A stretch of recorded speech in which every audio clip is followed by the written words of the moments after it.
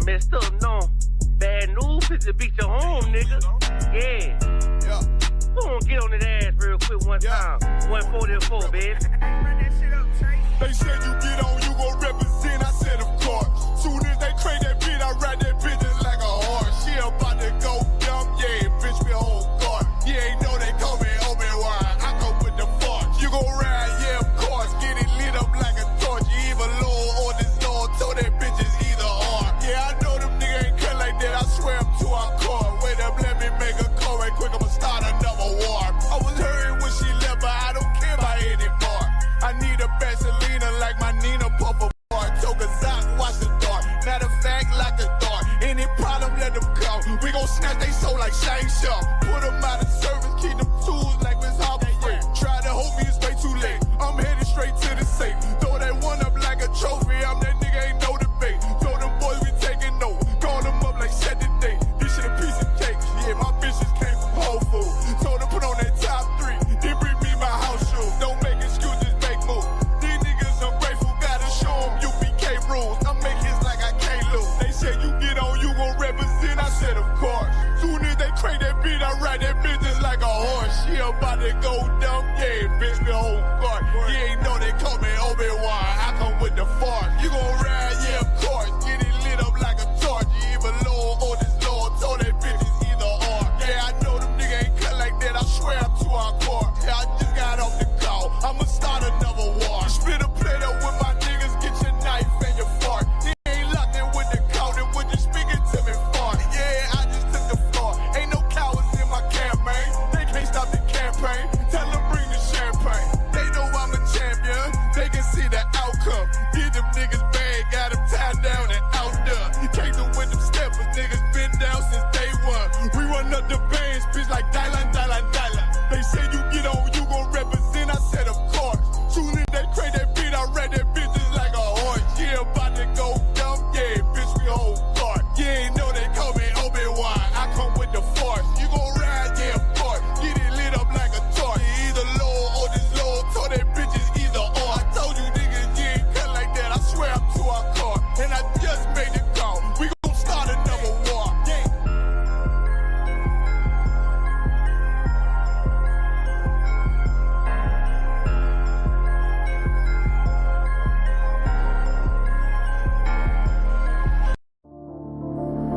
Back roll.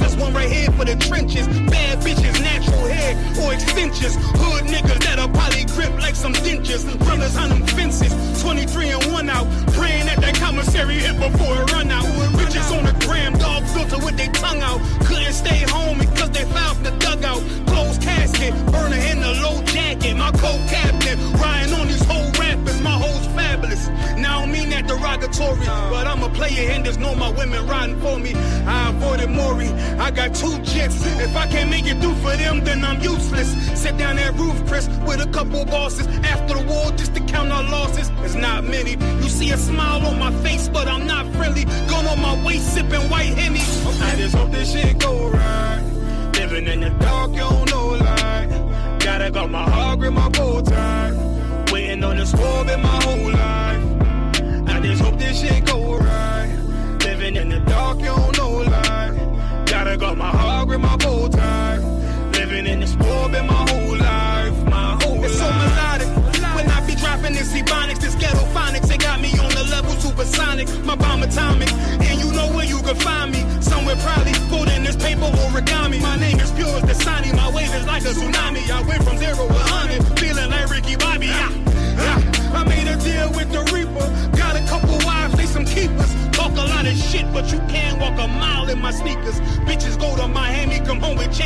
inches. Now she got a BBL, her ass fatter. Trying to show up all them niggas that laughed at her. Now when they see her, they only wanna fuck her. They just wanna touch her, they don't wanna cuff her. They just wanna come and kick it with her like a punter. Turned her to a runner, now it's all aboard the train.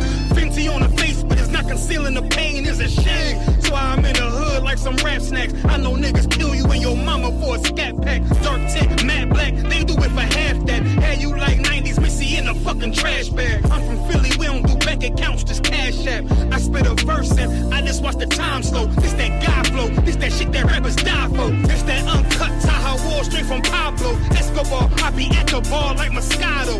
They think it's effort, but no, this that block work. Make the countermeasures, take pleasures, making an op hurt. Light is in the sky, cause every verse is a concert. My mind work at speed y'all can't fathom. Listen to the words of a champion. It can. The streets need another anthem.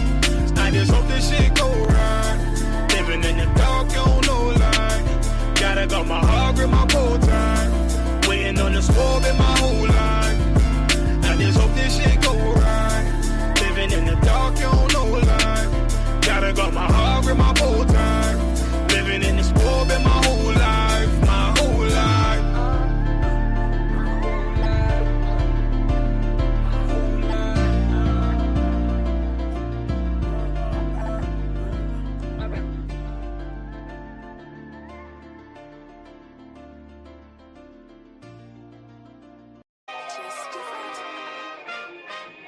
We still here, still standing.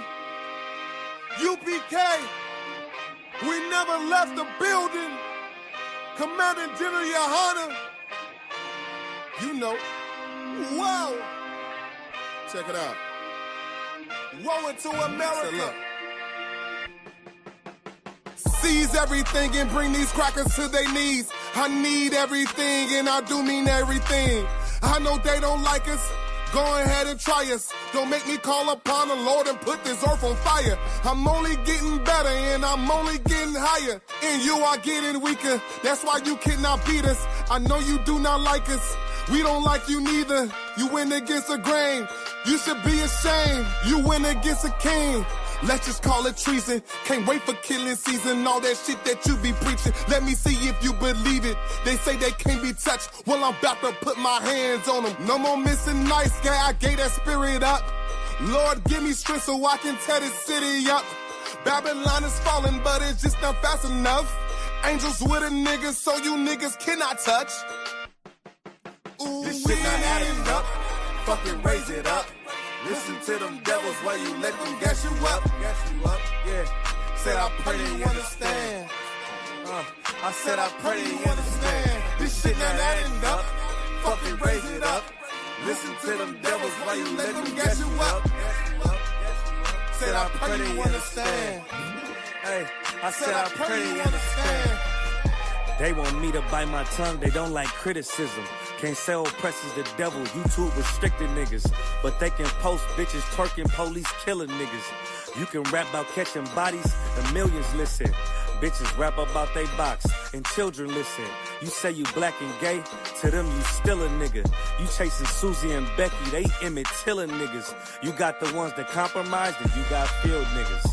It's a real difference, it make me feel different. When I kick on my boots, tie up a meat tree, I know what we teaching that camp, nobody teaching. These devils telling lies without blinking. They ain't got the integrity, try to reach them.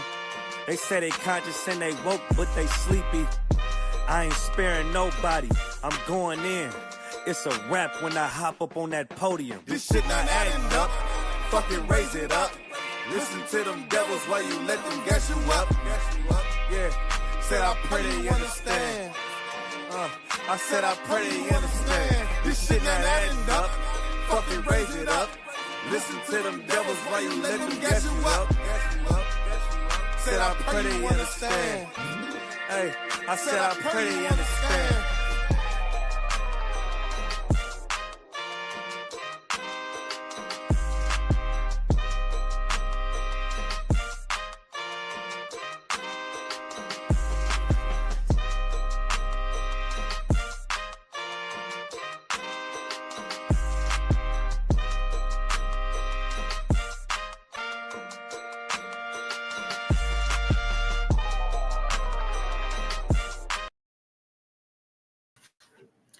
Hey, shalom. Yahweh Shem Yahweh Shah Barakathum to all the brothers. Yahweh Shema and the Thun.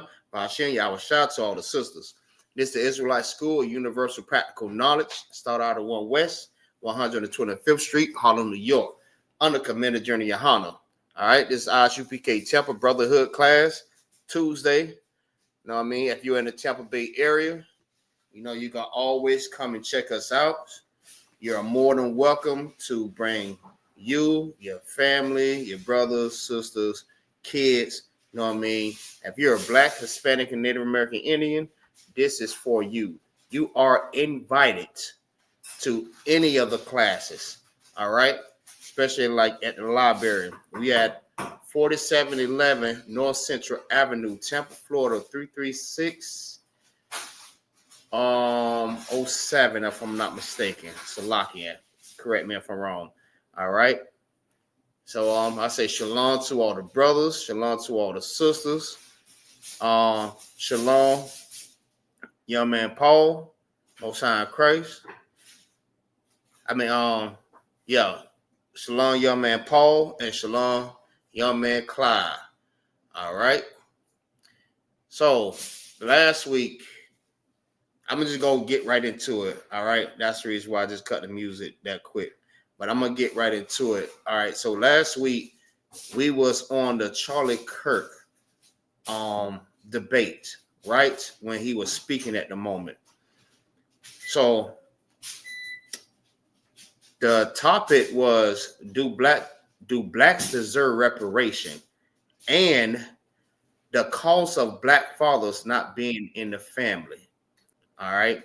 So this is part 2 of what we was talking about last week. Hey, shalom, Yahweh Shem Yahweh Shah Barakathum, Salakia. What's going on, Trooper Kamal? Hey, shalom, Yahweh Shem Yahweh Shah Barakathum. So everything to What's good? Most High in Christ. If you other brothers are available, jump in the class. Click that link and jump in the class. All right. So this week we're going to be getting on the topic of the cost of Black fathers not being in the homes. All right. I'm going to point out some points that you may have missed about when Charlie Kirk was speaking about that. All right.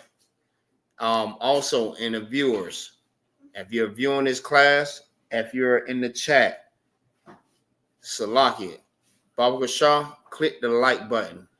All right. That means please click the like button and make sure you share this class. All right. I just want to say that real quick, but it's some points that we may have missed that Charlie Kirk was speaking on at that moment. All right. So last week we went over, do blacks deserve reparation?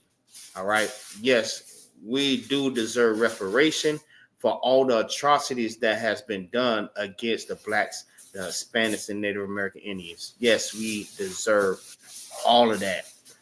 Do your oppressor have to pay for everything that has been done to us during slavery?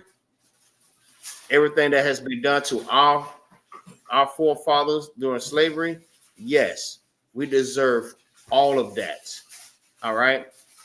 Whether it's money, whether it's land, whether it's your life, we do deserve that. All right. Thus saith the Lord. All right. Because the children of the slaves, the children of the slave master, of the oppressors, have to pay for the children of the slaves because they benefited from everything that happened during slavery. They benefited from everything. That's the reason why they are able to speak the way they speak. That's the reason why they are able to go to places they go. That's the reason why they are able to just relax and not even work hard. All right. We're the people that's still working hard. This nation was built off the backs of the Native American Indians and the blacks and the Hispanics. Because you have to think, like the brother could not, he had brought it out, right? It was real heavy because who is going to pick your oranges? Who's going to pick your fruits your vegetables. Who's going to pick that? If y'all got all the Mexicans back across the border, all right, who's going to pick that? Who's been doing this for centuries? All right, who's been picking your sugar canes? Who's been picking your cotton?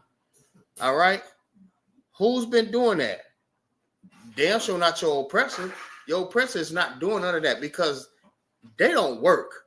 So lock it. They don't work. They hate working. All right, they can seem like they work the hardest out of us, but ever since the 1500s, we've been working in this country, and they've been slaving us since that time all the way to now. All right, since the 1500s, we've been slaves in America.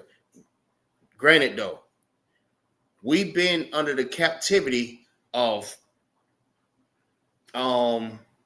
say like 5 or 6 rulers. All right, you had the Egyptians, you had the Greece, you had the Romans, you had the Assyrians, you have Babylon, and now you have America. So that's 6. We've been under the rulership under all these rulers. All right, they've been oppressing us all along, right? All the way until now. So we know that we're those people. All right. So let's go ahead and get into it. Trooper, you still there, right? Go on, sir. All right, Most High Christ. Okay, again, if you're not doing anything, you know what I mean? If you're available, come jump in the class. Click the link and, you know what I mean, show some brotherhood. Let me hear your opinion about, you know what I mean, what you think about what I'm bringing out, all right? Or you could come and just read. So I got a clip that I wanna bring out too, right? So I'm gonna go ahead and play that, and I'm gonna just skim through it on different things that I think that, you know what I mean, Charlie Kirk actually made a good point. All right. So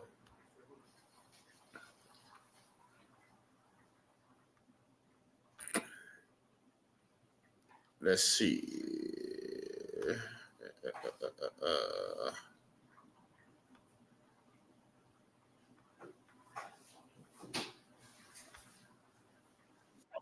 Okay, I'm not here to pick on you, right? All right. Trooper Kamar, did you hear that?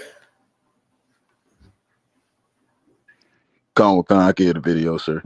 All right, you can see it also, right? Go on. All right, so for everybody that's viewing this video clip, I want y'all to listen and pay attention.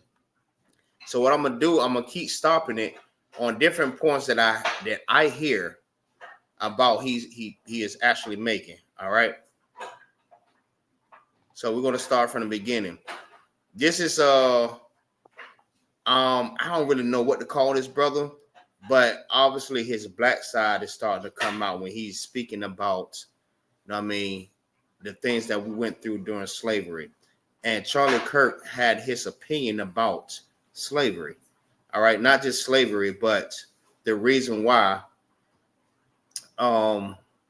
we have black on black crime. All right. So we're going to go ahead and start a video. Let's just take a deep breath. Okay, I'm not here to pick on you, right? So when segregation ended, right, black people were, when slavery ended, actually, black people were just forced wherever, right? So they had nowhere to go. And then there was laws put in place to put them into prison. And after, It's okay. No. What's your name? Yeah, that's how you can tell that black side coming up out of him, because he know, I mean, everything that his parent had went through, he can feel that. That's how you know he got more of that black side coming up out of him. Even though he might seem like he's white, he is. If I'm not mistaken, he's more black. I think his father is black. All right. So he's kind of frustrated, just like how we would be. All right. Guys, what's your name? Jackson. Jackson. Jackson. It takes a lot of courage to come up here. Yeah, no, Let's just take a deep breath. Okay, I'm I not here to know, pick on you. No, and I I appreciate it. No, it's okay.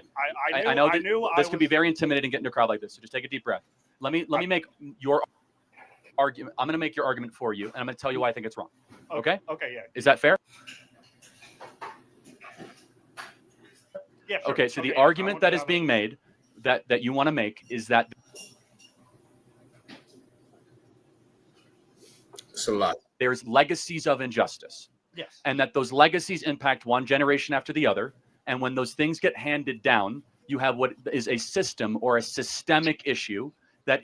Now I want you to pay attention. I want y'all to pay attention to what he is saying and how he's explaining it, because basically what he's saying, he understands and he know exactly what we've been through during the slavery time. All right. Okay. Watch this.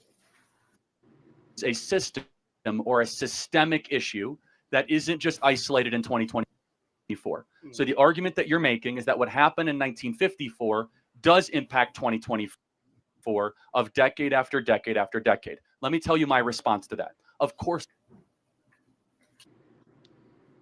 there is some truth to that. However, so by him agreeing with that, he know exactly that, like he know exactly what we've been through during that time, all the way until now. He understands that that's some truth to everything that we've been through since that time until now. Like it's still carrying it, like it's still carrying over until 2025. All right. So basically what he's saying, it is still going. So he understands that. Another thing that he understands is that he understands that racism, is it does exist. All right. He understands racism because he is.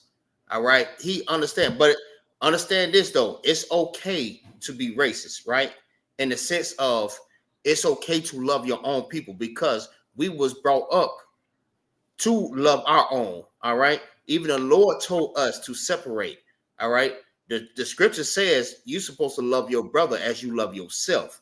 All right. That means brothers and sisters. So we supposed to do that.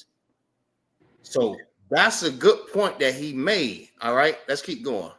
Culture, every person in this audience can point to issues that families or generations prior had that were able to overcome. So the question is, why is it that Black America is one of the only populations, that and Native American populations, that have not been able to overcome such evil, horrors, and injustice? All right. So when he said this was a very good point, right?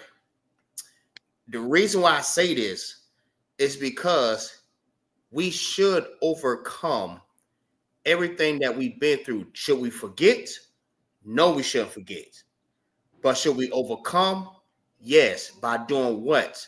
By separating from these other nations and not just adjusting to what's going on in America, but being the rulers or the heads of everything. Like he understands separation, but us as a nation of people, we don't understand separation. All right. So we can never overcome, the things that we've been through because we still, all right. So basically what I'm saying, right? We cannot sit here and say that we should not forget slavery, but still try to be a part of this nation. That sound kind of crazy. You don't want to separate from the nation, but you want to remind them of the things that you've been through and the things that you're still going through. In order to do that, you must separate from these people. And Charlie Kirk understands that. You know what I mean? Charlie Kirk is for his people. Just like blacks should be for their people. All right? We shouldn't worry about what everybody else is going through. We should worry about us. The same way they do, They worry about them. They worry about their people. Because you know what? Just when Charlie Kirk was lied by another, you know what I mean, YT man, they have to deal with that. So we have to say that is not our problem. We should not have, like, we should separate ourselves from that. Like, we don't want anything to do with that. That's their problem. Just like the black on black crimes that's going on with us is our problem. Let us fix that. All right. So it's kind of like a double standard, right? They're saying that your problem is your problem, but we're still going to deal with your problem. It sounds crazy, but it's a double standard. All right. Here's my perspective, and I want to hear what you have to say, is that the number one way to keep people out of poverty, lower the crime rate, right, and have a better society is whether or not you have a mom and a dad around. Would we agree that's an ideal? Yeah? Cool. Yeah. And so what happened? Now, this when he really, like, went way left, all right? Even though he admitted everything that we've been through has some truth to it. So if it has some truth to it, then why are you not understanding that the reason why we're in poverty, the reason why it's black on black crime and we don't have a good society is because of y'all. All right. We understand that we made a bad choice by not following our God. We understand that. But we made an even worse choice by following y'all. Now, he understands, like I said in the beginning, he understands separation. We have to understand separation. All right. We need to get far away from these damn people. Does that mean go to another country? No. We just have to separate ourselves by eliminating their culture. All right. Everything that they do, we have to stop doing what they do. That's why the scripture says, envy not thy oppressor. All right. You should not want to be just like them by celebrating their holidays. All right. You should not want to be like them by doing the things that they're doing, like eating certain things, crab, lobster, shrimp, pork, steak with the blood in it. Oh, I want mine rare. I want mine with the blood in it. You think that you're a damn white man. Feel what I'm saying? It's a locky. You should not want to envy your oppressor or even want to be like him, talk like him, act like him, dress like him. The Lord gave you a culture and a custom on how you should be. This is what the Lord wants. He don't want you to be like them. He wants you to be like how he wants you to be. He gave you a whole new culture, different from everybody else. All right. That's another scripture I want to bring out too. That's a real good one. All right. In 1964 is that 25% of black youth were raised by a single mom. Today, it's nearly 75%, about 70%. So that means that 1 in 4 black kids will have a father around. Only 1 in 4. That's the number one issue happening in the country, and it's not because of systemic racism. I'd like to hear what you have to say about that. Okay, so I think I misjudged you at first. All right. So let me go ahead and go back to my.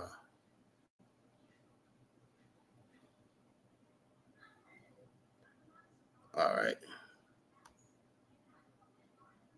Hey, Shalom, Lord of Christ. Shalom, Yabashim Yashabrakatah. What's going on, Clyde? Shalom, shalom, Lord in Christ. Hey, right. shalom. Shalom, Lord Christ. All right, so like he was making some real good points, because you have to understand, like, we don't understand separation. All right. The reason why we're in the condition that we're in is because we want to be joined with the YT man, which is the biggest problem. But another thing on top of that, we need to understand what is the common denominator? What is the main problem? What is the common problem that we're having? All right. He said the reason why we having is we are in poverty, and it's a lot of black on black crime, and we don't have a good society. It's because we don't have a black father in the home. All right. Who that is? Hey, Shalom, Lord of Christ. I mean, Shalom, Yahweh Shamal, Thabashin Yahushua. What's going on, Shai Raw? All right, so I have a question though, and this for the sister.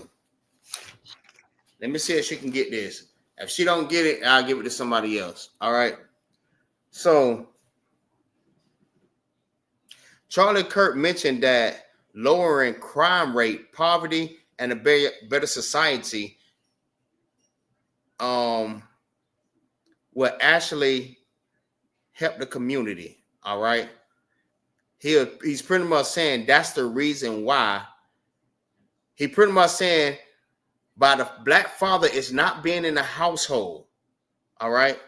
It's the reason why we are in poverty and the crime rate is going up. All right. This for Shaira and any sister that's viewing the class. All right.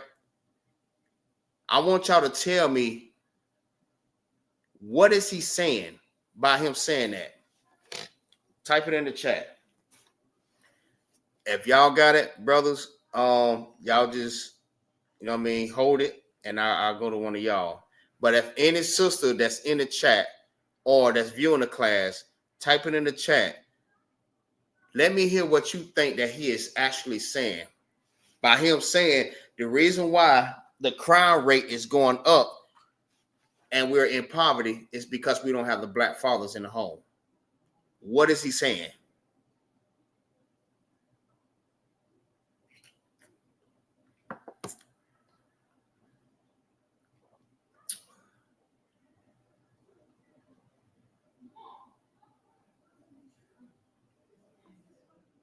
Any of y'all brothers have an idea of what he's talking about? Or the question, Salaki? Don't give me the answer though. Don't give me the answer. Do y'all think y'all got an idea of what I'm or the question I'm asking? What he is actually saying?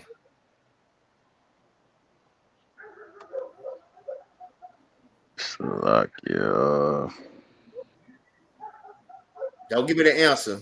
It's either yes or no. Do y'all think y'all got an idea of what he is actually saying? Salakia. Go ahead. I believe I do. All right. So the sister got an answer.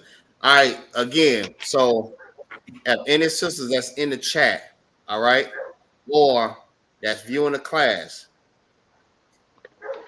Charlie Kirk, I'm gonna see if y'all can answer this question. Charlie Kirk said the reason why that we're in poverty and the crime rate is going up and we don't have a good society is because the black father is not in the home. Could any sister that's watching this class or is in the chat can tell me what is he actually saying? All right, I got Shaya Raw. Let's see what she thinks.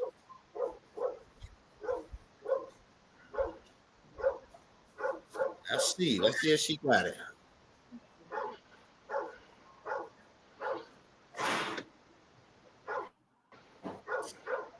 God dang it.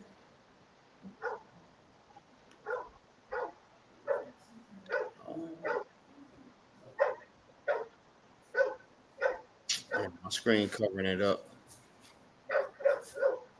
All right. She said he is saying that we kick our men out, or we are choosing welfare over our men instead of them criminalizing our men.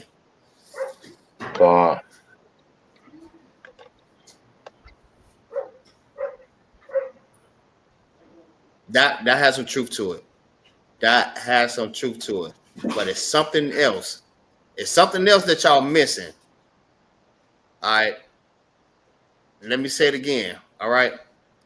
Charlie Kirk says the reason why crime rate is going up and we are in poverty and we don't have a good society is because the black father is not in the home. What is he saying?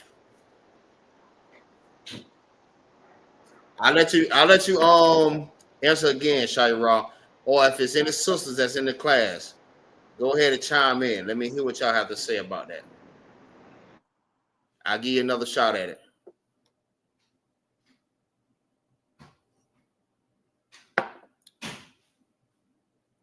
Just think about it. It's not hard, but it'll make you think. Like, damn, is he actually saying that? Because it's something that we talk about all the time. All right, not even just in the truth, but on social media platforms, you have other brothers and sisters that's always talking about this. When it comes down to the black community.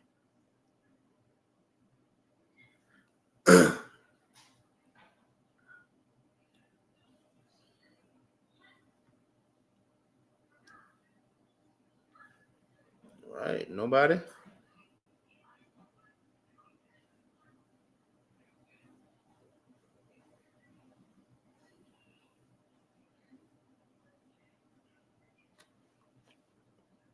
All right. Somebody else want to try that?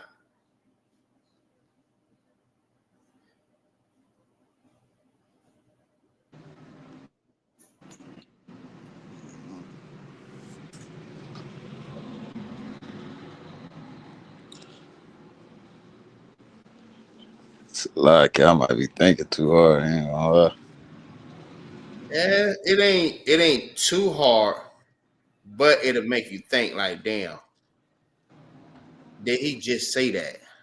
He pretty much saying the same thing he probably heard on social media platforms. All right, he probably heard somebody else say the same thing, and he understand that. Go ahead.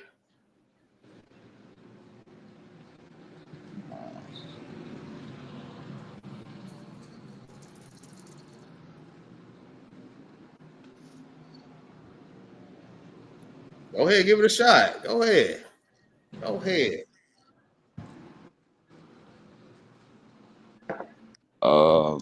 shoot, I say,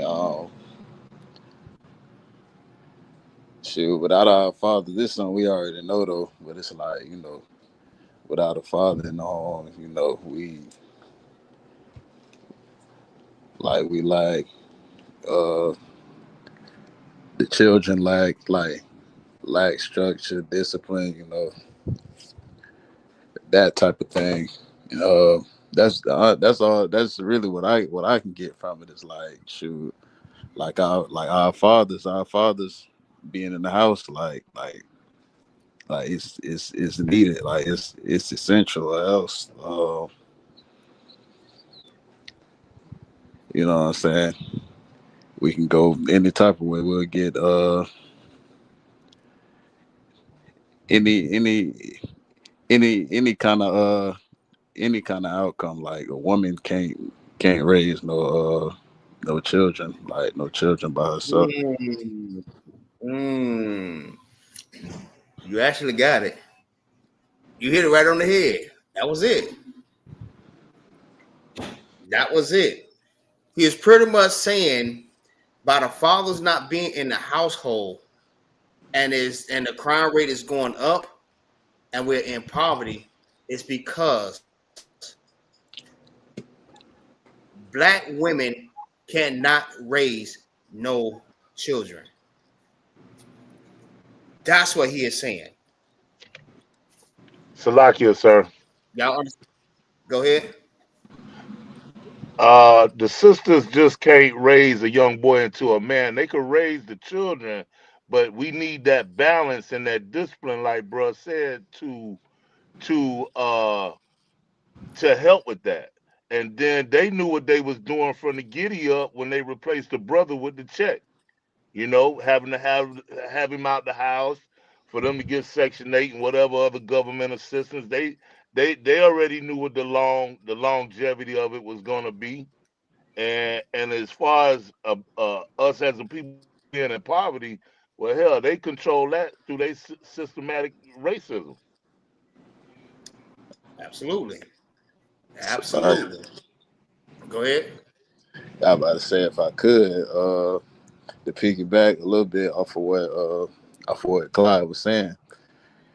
It's like, we was talking he was going in, Charlie Kirk dude, he was going in about, all the problems, and what I'm saying, the black dude the black man not in the house, and the crime and how to keep crime down and this and that. But when you look like to the root of it all, the culprit is the white man. Like when it comes, Con, Absolutely. con, when That you and that's the common denominator. That's the problem right there. All right. But understand this though, right? I want to chime in on what Clyde just said, right? So in order for that woman to be able to raise children, she have to have what in her household? Salakia, sir. Or go ahead. Structure. Right. So in order for a woman to be able to raise children, she have to have structure. So it all still stems down to, you know what I mean? We all have to have the structure, meaning the black father and the black mother. We need both. That's a unity. That's union. Together, we are unstoppable. All right. So that's why they had to try to find a way to divide and conquer. I know y'all heard of that, right? Divide and conquer. That's the only way that you can overpower anybody,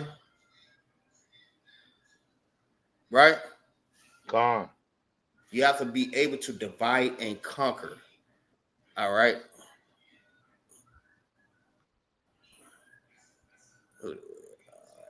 Salakia, may I add something to that? Go ahead. On top of when you don't have the father in the home, a lot of these young men coming up with that feminine energy, so Mm-hmm. they want to jump out in the street amongst their friends and portray this tough role, and that's where the crime is coming from. Not, you know what I mean, because of we're not in the homes, and with the system doing, it's like they lighting the candle on both ends, and somewhat. You understand what I'm saying? Knowing it's just going to eventually burn out in the middle somewhere. But because of the fathers not being in the home, is a major role to just like when they freed us from slavery, they thought we was like gonna probably resort to just going back to living like bush people. But as soon as they saw how we were thriving, like in Oklahoma, Rosewood, Florida, and these places Mm-hmm. like this, and we didn't need them, now they feel threatened, like they do with anything else. And then what do? They kill our leaders. They do it in a way where it tries to traumatize everybody. Now the sisters don't have nobody in the homes to help protect them and whatever babies they got. So it's to me it was a bunch of bullshit he said. Excuse my language, but you know, Come, I come. mean it is what it is. It's like we gonna snatch your kids, but we gonna help you look for them though. What kind of shit is that? You know? It's a double standard. That's what Exactly. it is. Exactly. But no, you are absolutely right. You was absolutely right. So that's what they do. They take our brothers out of the black homes. Remember that saying? No, I mean the brothers even say that at camp also. No, I mean you try to put a black man in the White House, you need to put a black man in a damn black house. No, I mean you need the man inside of the home, a black home. All right, because women need men, just like we need our sisters too. All right, but Uh, women need uh, men. women need the men. All right. So we can have structure inside of the household, because you have to think, right? And Clyde said it perfectly. When it's just a woman, right? She raised effeminate men. All right. She raised men off of emotions. All right. And this is where you get your criminals, your jailbirds, your killers, your robbers, your rapers. You know what I mean? Salaki for my language. This is where you get that from. All right.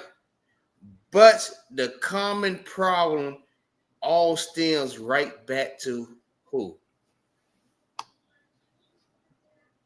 Salakia. Go ahead. Esau. That's it. That's our problem. All right. So when he was speaking on that, he's not understanding that the reason why our people is in the conditions that they're in is because of them. All right. We understood, like our ancestors understood their faults.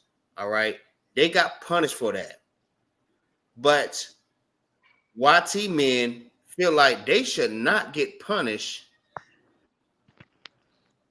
They feel like they should not get punished for what happened during slavery. Hey, Shalom, Yabashi Yashabrakatah. What's going on, young man, Paul? Shalom. Shalom, Lord Christ, Paul. Shalom, Christ. Yeah, they feel like they should not get punished for what our ancestors been through during slavery. But what the Lord says, prepare slaughter for the iniquities of their fathers. I mean, you think that during slavery you was just going to get away with that? You was going to die and that's just it? Oh, everything starts all the way over. Every time I hear that, that's what I hear. I hear, oh, all that was in the past. So now we started over. So now y'all are the biggest murderers in the world now, because y'all unaliving each other. All right. But that still don't defeat the purpose of y'all being who y'all are. Y'all are murderers from the beginning. Since the 1500s, y'all had us in slavery all the way into now. Who's been unaliving who the most? Not us. We're only emulating the people that had rulership over us. We couldn't do nothing of our own. We had to emulate everything that we learned from them. We didn't learn all the stuff that we grew up learning. All right, since Jerusalem. All right, we didn't learn none of that. That got stripped away from us, and we had to learn the customs of the other nations. All right, anybody want to chime in on that before I go to something next?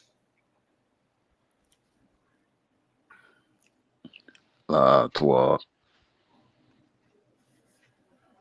All right, Most High Christ. So let me jump into this next one, right? Because he was saying, all right, about the black homes only having single parents in them and not the black fathers. I know what I mean, like Paul and Clyde, they're much older than me, so they should know a little bit more than me when it comes down to like stuff like, because when I grew up, I learned this, right? In order to get welfare or Section 8 or live in public housing, the man could not have lived in the home. Am I correct? Or Con, sir. right. So because this is what I grew up learning, like even in the projects. So there was like, yeah, it was just a project, even though I hear that it was like housing for the military or army or whatever. It was like it's supposed to be for them, but we end up moving in them. But it was a low income home. All right. So in order to have the man, I mean, in order to live in those type of houses, low income, be able to get food stamps, welfare, and all different types of government assistance, you have to give up the man, meaning he So, cannot be in the household. Somebody says, Slocky. Salakia. Yeah, I did. Go ahead. It starts right when the sisters apply for food stamps. The only way they can get food stamps is you have to list the name of the absent parent. So that automatically throws the brother on child support, regardless if he know or don't know or she, but when they apply for that like that, that's what instantly does it. And usually brothers don't find out till after the fact. But their whole thing is they know something about us that they don't want us to know about ourselves. So that's why they coming from every angle, every kind of way. Every time you turn the TV on, it's just us, dying at the hands of them. You never see no Koreans. You never see any other race of people but us, black, brown, and Native American, and our brothers, our Mexican brothers and sisters. And it is our fight with all this ICE stuff going on, because if they did that one project building like they did, apartment building like they did in Chicago, you can best believe it's coming in all other aspects Right. for us. Absolutely. Absolutely. No, But that's absolutely right. Go ahead. yeah, they set everything up with how they manipulated our sisters against us, because really welfare was for the white woman, believe it or not. And when they introduced woman's liberation, white women was the ones getting abused by their husbands, unalive, they couldn't vote, and this, that, and the other. So they tricked our sisters into this woman's rights, woman's Yeah, lib thing. that's and right. then and then once they got a shitload of our sisters in there, they turn right around and flip the script like, oh, okay, because Section 8 of welfare was originally designed for them, Right. because it wasn't called Section 8 when I was coming up. It was called HUD, and But low I heard income of that. housing. I heard of Yeah, that too. I'm off. That's it. Yeah, man. Hey, get our brother a hand. Get our brother a hand. Because that's absolutely right. He is right on with that. Man, because like our peoples at this time, they don't know anything about the history of that. All right. They don't know the history or the reason, like the whole purpose behind housing authority. They don't know about that. All right. Because me growing up in the projects, all right, we couldn't have the black man in the household. We wasn't allowed to have them in the household. So they would have to put the man on Section 8 in order for them to get this government assistance. So it's like them being the government, them asking for help from the government is pretty much saying that, okay, in this sense, I want you to understand this, right? That they are your husband and the man is just a deadbeat. So I'm going to help you. In order for me to help you and be there for you, like how your man's supposed to have been, you have to get rid of him. You got to get rid of him. I'm not going to help you and him. All right. If he's making enough money, then he should be helping you. But if you want to ask me for assistance, you better get rid of him. Leave him where he at. All right. And that's something that's something else I want to get into too. So I'm gonna go ahead and play the clip real quick. Let me see. I know this other damn this other clip playing. So Locky, give me a second. Let me go back to it.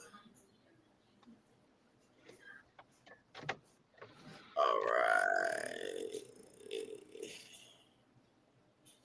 Give me 1 second.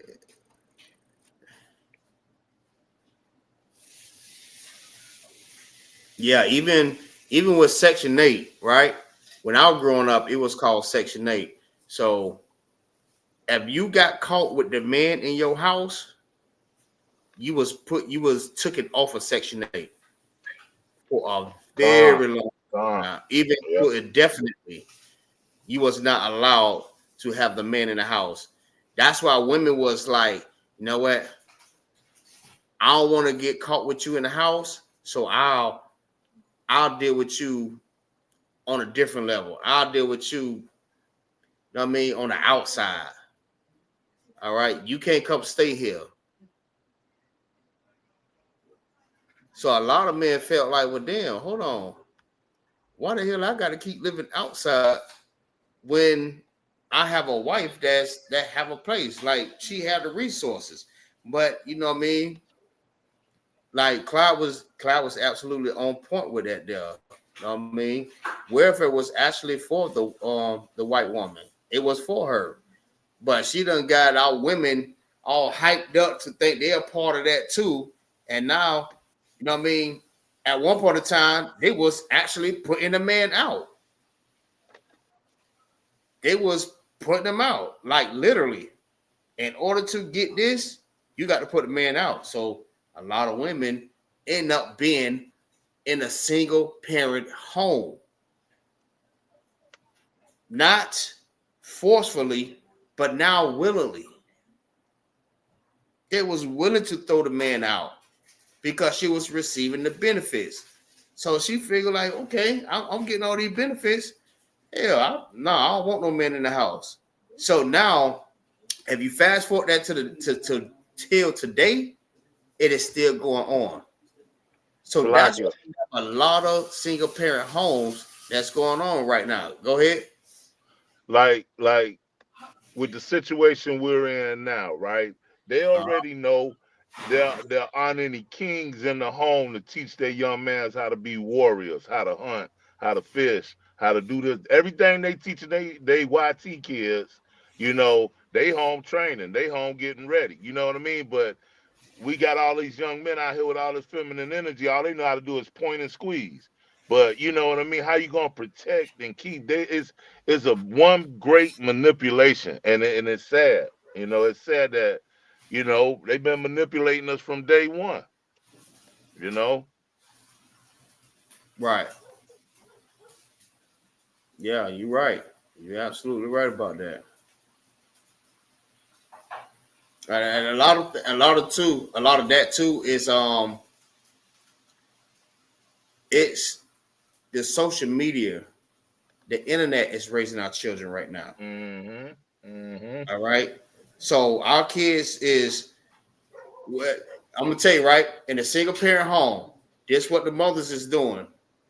They putting an iPad in front of them. They putting them in front of the computer. They putting them in front of the TV instead of raising the children how they supposed to be raised, or raised up on morals on how we was supposed to be raised according to the Bible.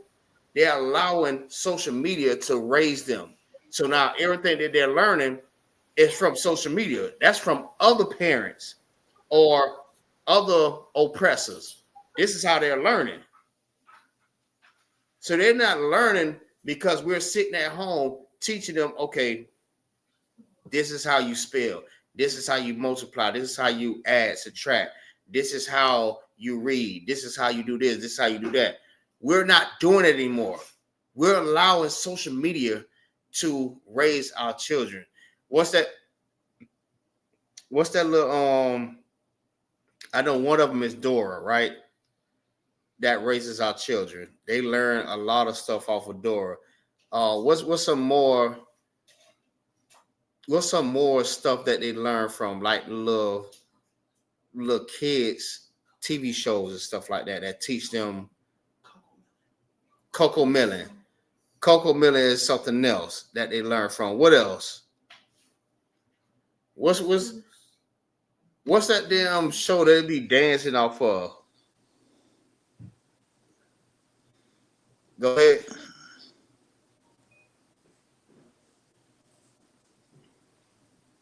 I'm gonna take it back. All right. I know I was raised off of Sesame Street. Shark, what is called? Baby Shark. What is it? Baby Shark. Yeah. Hey, the water, the borrow water. Yeah, what's some more? You know what I mean, that we were raised up off of? I know one was Sesame Street for us. All right. Barney, that's another one. Barney was another one that we learned.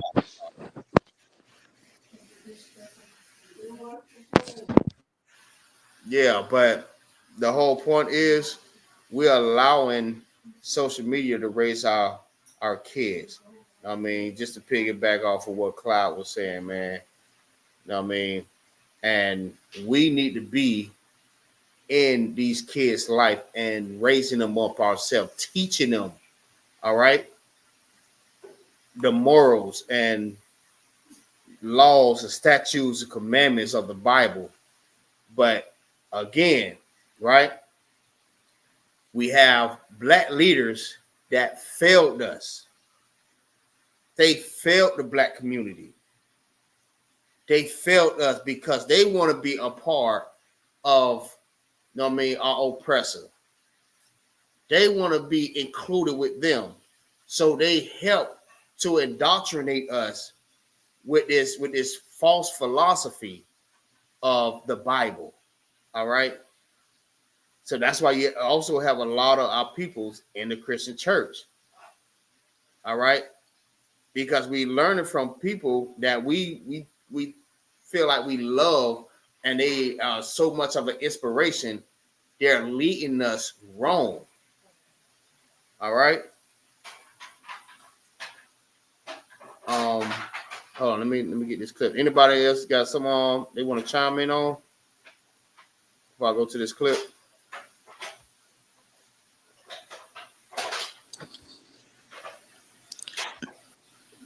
All right, no sound Christ. All right, let me go ahead and play this clip real quick.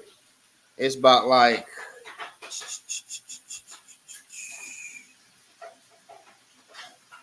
it's 8 minutes long. It should be too out though.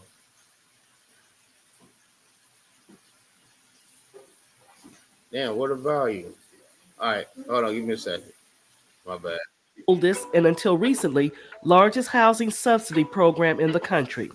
The federal government helped local governments carry out their housing segregation policies or did little to stop them. In 1933, faced with a housing shortage, the federal government began a program explicitly designed to increase and segregate America's housing. The Public Works Administration, created by President Franklin Roosevelt under the new... Anybody heard of this? Paul, you ever heard of this before? Yes. Anybody?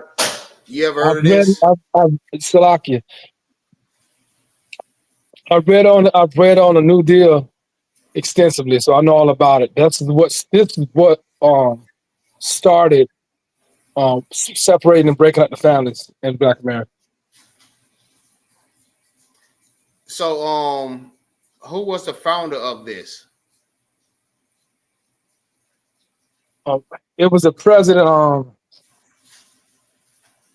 I think it was FDR. Franklin D. Roosevelt was the one that started it through Congress. But it was other people behind him that they don't talk about. See, and this the crazy part, right? Because Charlie Kirk, he don't do full research. He only played with like the outside of the truth or some of the sources, right? He don't go and get some reliable sources, all right? This is another cause of the separation in the Black homes, all right?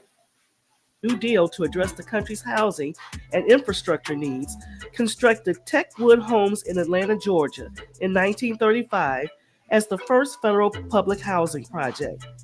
The project evicted hundreds of black families to build a 604-unit, whites-only neighborhood. While public housing production... Right, that's crazy too, right? The projects was really for, it says that the projects were really for white people, right? But they moved the black people back in, but they had separate projects, all right? Their projects would be like what you would call Carlton Arm. You know what I mean? Carlton Arm, that's full of whites, all right? And our projects is pretty much like a hotel room. Our stuff was like low income. All right, but this is crazy right here. Increased in the post-war period, segregated public housing construction persisted throughout the 60s and 70s and cemented deeply segregated public housing across the country. The housing programs begun under the New Deal were tantamount to a state-sponsored system of segregation. The government's efforts were primarily designed to provide housing to white, middle-class, and lower-middle-class families. African Americans and other people of color were left out of the new suburban communities and pushed instead into urban housing projects. The Federal Housing Administration, which was established in 1934, further don't look nothing like their projects. Nothing like it. The segregation efforts by refusing to insure mortgages in and near African American neighborhoods, a policy known as redlining. At the same time, the FHA was subsidizing builders who were mass producing entire subdivisions for whites, with the requirement that none of the homes be sold to African Americans. These decades-old housing policies have had a lasting effect on American society. Segregation of our metropolitan areas today leads to stagnant inequality because families are much less able to be upwardly mobile when they're living in segregated neighborhoods where opportunity is absent. Public housing began in this country for civilians during the New Deal, and it was an attempt to address a housing shortage. It wasn't a welfare program for poor people. During the Depression, no housing construction was going on. Many middle-class and working-class families were losing their homes during the Depression when they became unemployed. But it was the middle-class and working-class white families that the federal government was most interested in. So the federal government began a program of building public housing for whites only in cities across the country. The liberal instinct of some Roosevelt administration officials led them to build some projects for African Americans as well, but they were always separate projects. They were not integrated. The white projects had large numbers of vacancies. Black... You know what I like about that? Separation. All right? Separation. So that's that, like our people don't understand. That's the best thing for Blacks, Hispanics, and Native American Indians. Separation. All right. And I know some of y'all noticed that, right? You have houses that's in the hood, and then you have neighborhoods. All right. You have hoods and you have neighborhoods. You have the neighborhoods that's with the white people. They leave their doors wide open, bicycles sitting out, toys, money, everything, and they don't have to worry about anything. When you have like the hood, you know what I mean? You can't even leave your damn doors open and nothing's sitting out. You can't even leave your doors unlocked for about 5 minutes. All right? Because we was in that time, which is we still in that time, where poverty is at its highest peak right now. All right. People thinking that, okay, Black people is rich and we're able to be more successful now. No, we're not. We're not. First of all, we're not able to be more successful because the YT man still gonna have us at the bottom. All right. Being successful, or at least at a good point, was Rosewood, Tulsa, Oklahoma, Harlem. You know what I mean? The different places, like what's another place? Atlanta, Georgia. You know what I mean? We was at our all-time high when we didn't need to to segregate, to integrate with the oppressor. We were segregated. We had our own everything. And when we thrive without them, they go into a depression because they need us. All right. But that's a whole different story. The whole point is that, you know what I mean, we're in this poverty. It's because we keep allowing the oppressor to be over us instead of separating from us. You ever heard of the term, you know what I mean? We making the poor poor and the richer richer. Anybody heard that? Right. So if we spending all our money with them, we're making our communities poor because we're spending all our money with them, which is we should be the people that have everything that we need, and they spend with us. Like the scripture says, if we follow the law, statutes, commandments of the Lord, they will borrow from us, but we will not borrow from them. I'm just paraphrasing. We will not have to borrow from them because we are rich, we're wealthy, we have everything that we need. So we won't need anything from them. But we keep trying to integrate with these damn devils that don't mean us no good. It's a lot, yes, sir. Go ahead. And if I could touch on that real quick, like what you were saying earlier about the success. Like even when we successful in this, well, quote unquote successful in this so-called kingdom, it's always something that remind us, you know what I'm saying? We still we less to them, we less there. Like we still niggas, you know what I'm saying? Right. Like even with the one brother that was that's a boxer, I think, Terrence Crawford. Like recently, he didn't got the key. He think he got the key to his city or something like that. That's a real good point. And they pulled, you know what I'm saying? They pulled the brother over, you know what I'm saying? They did, you know what I'm saying? They did him all kind of dirty. The brother was in fear for his life. That just go to show you, like, even trying to have success, like up under them, you know what I'm saying? Instead of trying to be with our own and, you know what I'm saying, only deal with our own people, trying to find success in their kingdom, you know what I'm saying? They're going to always remind you that this is their kingdom. Right. And you was never meant to have no parts of this thing called America that they got, you know. Right. That's a heavy point of what I was just bringing out, because listen, regardless of how much money you have, how rich you are, you're still a nigga. You're still gonna be up under them. You ain't nobody in this country. It don't matter how much money you have.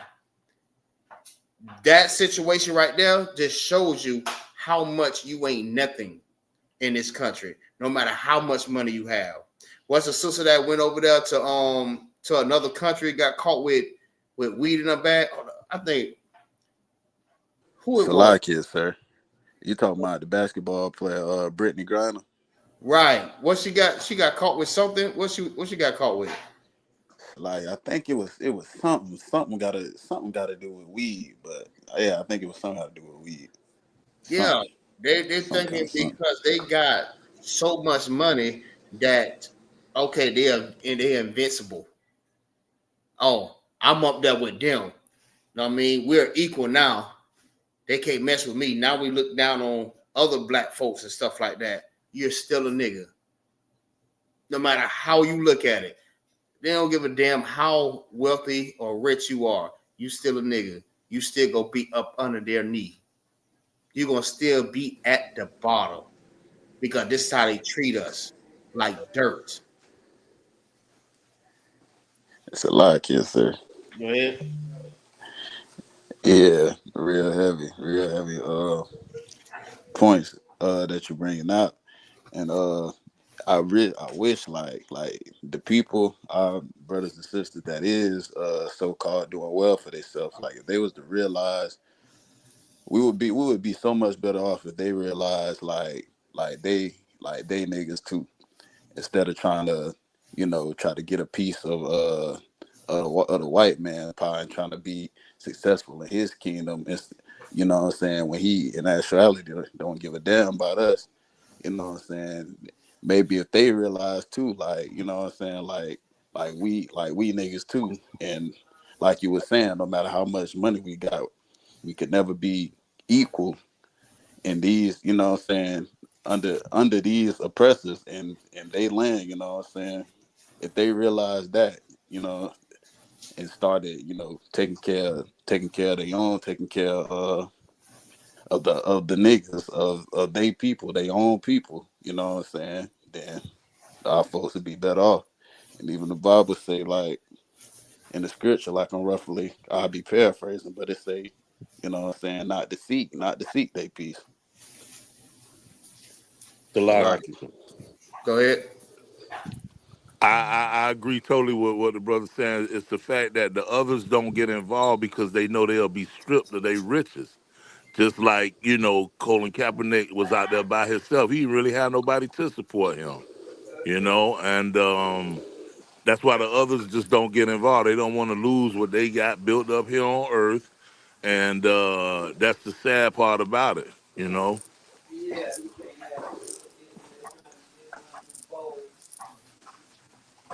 Hold on.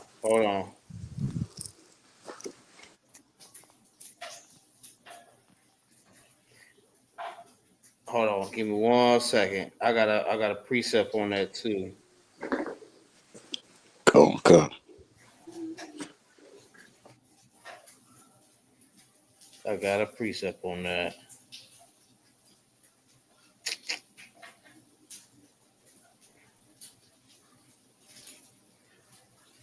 Somebody grab me Leviticus 20 and verse 26. 20:26. Salakia, sir. Somebody grab me Ecclesiasticus chapter 20, verse 29. But I want to add Ecclesiasticus first, though. Ecclesiasticus. Ecclesiasticus chapter 20, verse 29. Somebody grab me Leviticus 20 and 26. And somebody else grab me 2 Corinthians chapter 6, verse 17. Babu Shah. Salakia, that's the Ecclesiasticus 20 and 29. Come. All right, come, so I got that. Go ahead. It's the book of Ecclesiasticus, chapter 20, verse 29. All right, so I'm bringing this out because, like, what y'all are bringing out is so heavy. All right, and people don't realize, like, they get a little money, and they see other brothers like Clyde brought up Colin Kaepernick. All right, he did that with nobody supporting. Even what he said, Jay-Z came and said something to him too.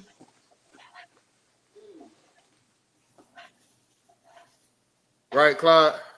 Con, they that's why they snatched him up and made him seem like, okay, we gonna bring him in on the partnership with the NFL, and everybody listens to Jay-Z already, so we can control the masses through him. But it was just strictly, hell, he made the song better himself. That album, that CD he made, 444, but you still, no matter what you got, you still a nigga. Right. Hey, that's ironic that he made that song and he had something to say about Colin Kaepernick taking that knee. That's crazy. Even Kyrie Irving, even Kanye West. I mean, you cannot mention that you're black. All right. And be proud. You can't. You listen. You got to say that. Listen, I'm equal with them. All right. You cannot mention that you're black. All right. Salakia, sir, let me say this if I may. Go ahead. Go ahead.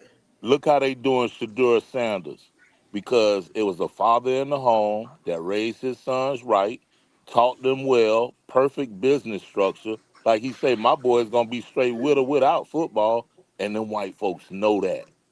They Damn know right. that. They got generational wealth going on right there, and that's what them YT people is scared of. Yeah, absolutely. They did it, man. They did that young brother so wrong. They still doing it wrong. Man, that damn football team messing up so bad, and they still don't. But the thing is, if they put him in the game, that's them admitting that they need him. Con. They need him. That's admitting that they was wrong. Even with how they did Shiloh, I didn't like that, but that was kind of crazy because he played for Tampa, right? He did preseason with Tampa, but that right there, what the incident that happened, that was staged. I'm sorry, maybe somebody else might disagree, but I feel like that was staged just to get this man off his game. Which is he should have been more professional, but you cannot just expect for a brother just to let you just keep doing him like that. All right. That's right, Paul. That was by design. All this stuff is by design. And you got this damn white boy that's just trying to rough up Shiloh and thinking that he was just going to just back down. He slapped the hell out of his ass. You got damn right, I would slap your ass too. You pushing me around like that, trying to punk me. You already know who my dad is, but you just trying to punk me and just throw me around like I ain't nobody. You know, just like my daddy, and you don't like that. Cause my daddy did a number in the NFL, and now he got sons that's raised up doing the same thing. Shit, they don't. You absolutely right. They don't need the NFL. I'm still kind of ticked off on the way they did Shiloh. I'm still ticked off on how they doing Shador. That's crazy, man. But like Salakia, like Finesse 2 times say, it's cool when they do it. It's a problem when I do it. You know what I mean? Damn right. Damn right. All right, go ahead, Triple Cabal. You got it. This is the book of Ecclesiasticus, chapter 20, verse 29. Presents and gifts blind the eyes of the wise. Right, and this is what happens because our people feel like because they got a little bit of money that they gonna keep their mouth closed. You know what I mean? I ain't finna lose on my endorsements. I'm not finna lose out on my riches, on my houses, on my jets, on my planes. You know what I mean? What I got going on with my family. My family need to go to college. I'm trying to do this for my family. It's for my people. You know what I'm saying? These presents and gifts that you getting from these YT people. Listen, that is just how I always say that just hush money.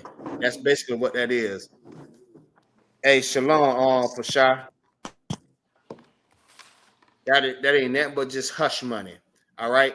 The time you open your mouth and you speak against what's going on in this world today, you're gonna end up like Colin Kaepernick. You're gonna end up like Kyrie Irving. You're gonna end up like Shador. You're gonna end up like Kanye West. You're gonna end up like these brothers not being able to be successful because you open your mouth. The gift, presence and gift blind the eyes of the wise. You know what I mean? Because they got so much, they're not realizing what they're doing to their people. You're not realizing what you're doing to yourself. You don't realize how much God hates that. because you taking a bribe. You taking money. Keep going.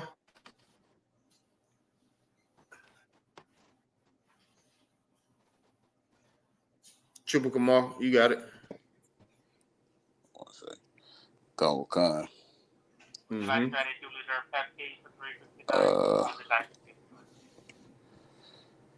And stop up his mouth that he cannot reprove. Right. That means that's basically what I just said. It's hush money. Like, nigga, you better not say a damn thing. You better not open your mouth. I'm giving you all this damn money. You better not say nothing.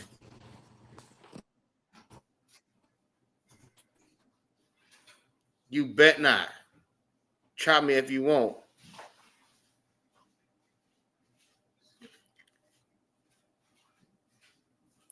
Paul said it's not the kids. They just trying to humble their daddy. Their dads. Yeah, but yeah, you're right. Because nobody don't want their dad to look crazy, man. And they're trying to be professional, like the scripture says. You know what I mean? You have to be wise as a serpent, harmless as a dove. Feel what I'm saying? The things that you do in this world, you just have to be wise. But taking a bribe, it's not a wise thing to do. It's not wise. It's not wise to take money just to keep your mouth shut and watch these damn YT people destroy your people. That's not wise. That's real stupid, man. Let me get that Leviticus 20:26. Baba Shah.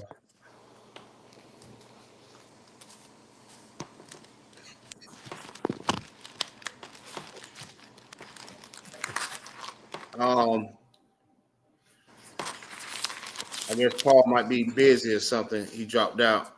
So somebody pick up second Salakia, sir. You say Leviticus what now? 20 and 26. And somebody give me 2 Corinthians chapter 6, verse 17. Baba Shah. Salakia, I'm ready, sir. All right, go ahead.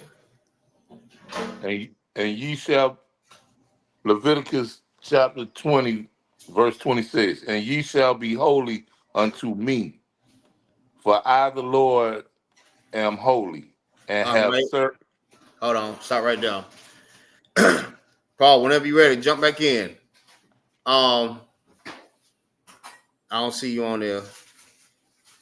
But yeah, we already know what holy means, right? Holy means to be set apart, separate. All right. This is how the Lord wanted us. But you tell Christians and these black men, these how Captain Cesario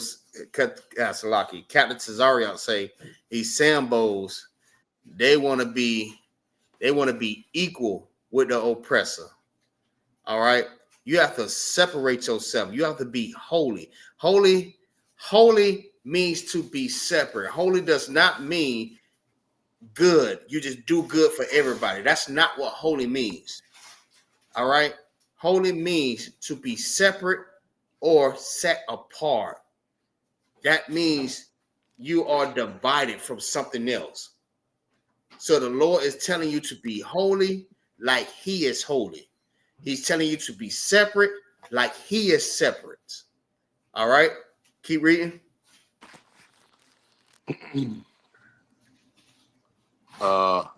have served you from other people. And has severed you from other people. And has severed you from other people. Who could tell me what that means? Salakia. Go ahead. To cut in half. Right? To cut, to divide. You know what I mean? I know when you go to a doctor and you know what I mean, you might have something wrong with your limbs or something like that, your finger, your arm, your leg, something. They have to sever that. They have to cut it off. So the Lord cut us off from the other nations. All right. There are 18 nations, including us, right? So he cut us, that little piece, Israel, he cut that part off and separated us from the other nations. And he says, listen, you're going to be holy. You're going to be my special people. My bad, Salaki. You're going to be my special people. You should be holy like I am holy. Meaning what? I want you to be separate. So everything they do, that's what they do.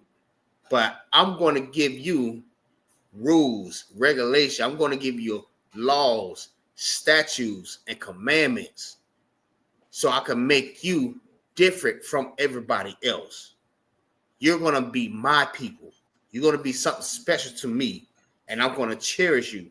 And this is what I promised your forefathers that I was going to do for the generations.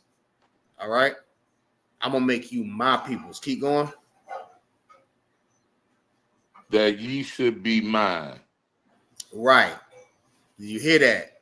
The Lord said you should be mine. When I separate you, that little piece, it's gonna be mine. This is me. Everything else, everything. Now listen, the Lord created everything, right? Even the other nations. But the Lord always have a favorite. He have a favorite everything. All right. He have a favorite river. He have a favorite bird. He have a favorite pit. He have a favorite land. And he also have a favorite people. All right. Out of everything that he created, he always take one of something, like a little piece of something, and making that special unto himself. He made that his. That's what we need to understand. We need to separate ourselves from these other damn peoples and stop trying to be like them. All right.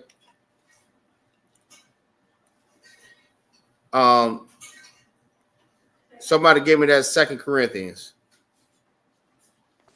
Salak, yeah, I got it, sir. Go ahead. It's the book of 2 Corinthians, chapter 6, verse 17.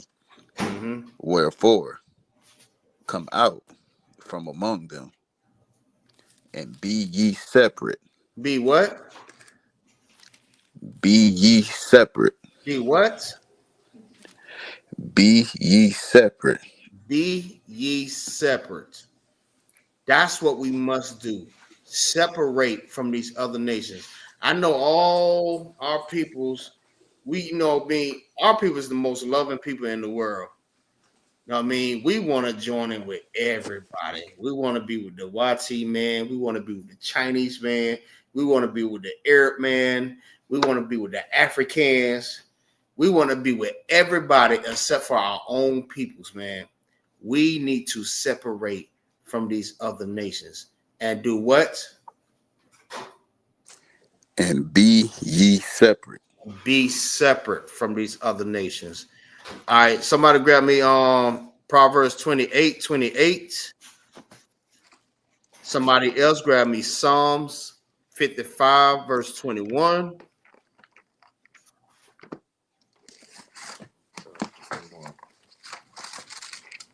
And Ecclesiastes 12 and 13, Baba Bashar.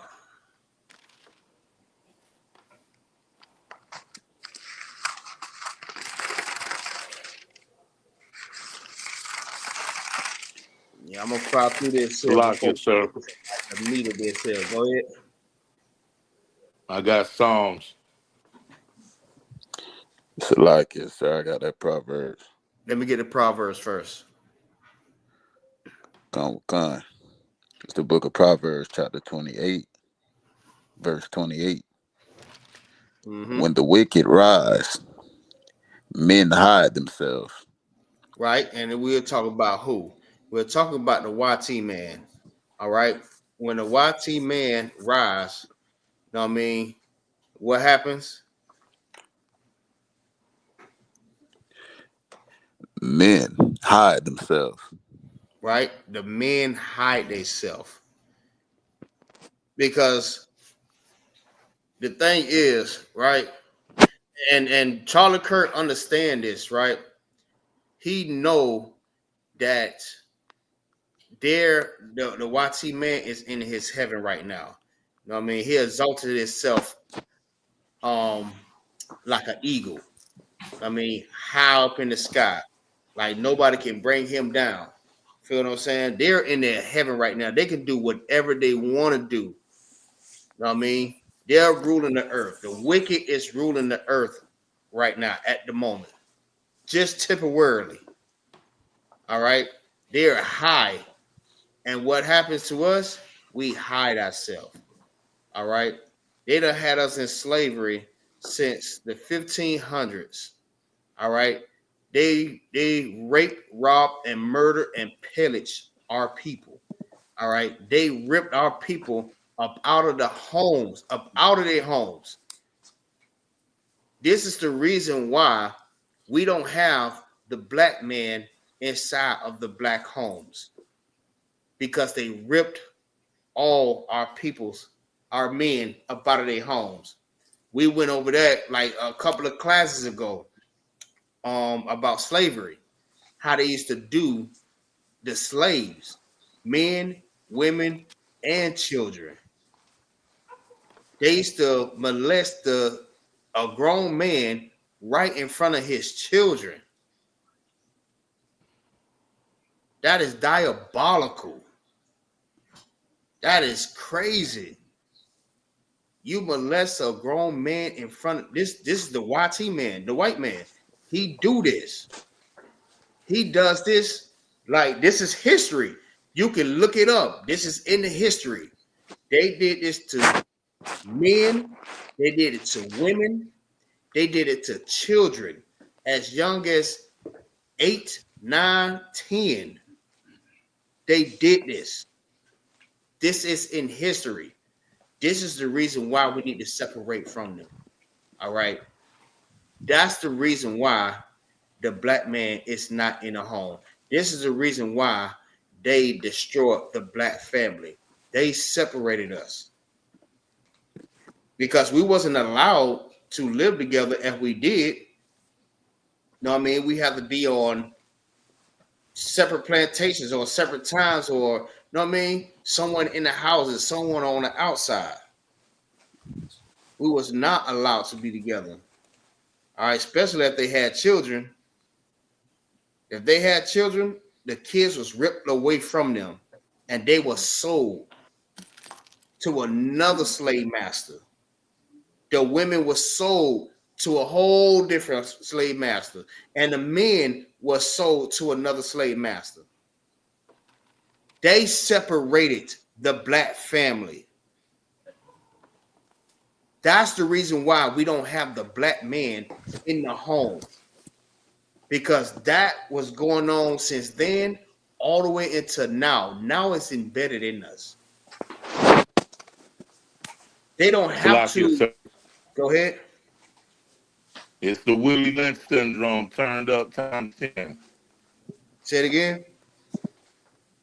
I say it's the Willie Lynch syndrome turned up times 10.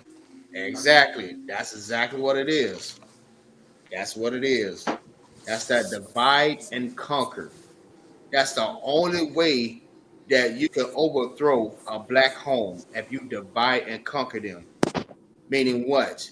You have to let this woman know that she is better than the man. You have to let that woman know that you don't need a man. You can be independent. You don't need that man.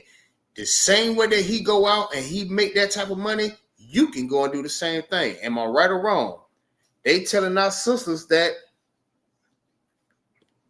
the same thing men can do, you can do the same thing. You don't need a man. So that's why a lot of our women now just, you don't even have to force them to do it. It's already embedded in them. That's why you have a lot of women on the social media platforms talking about they're independent. They don't need no man. They make 10 times as more money than the damn man, because they was programmed to be this way. They was programmed.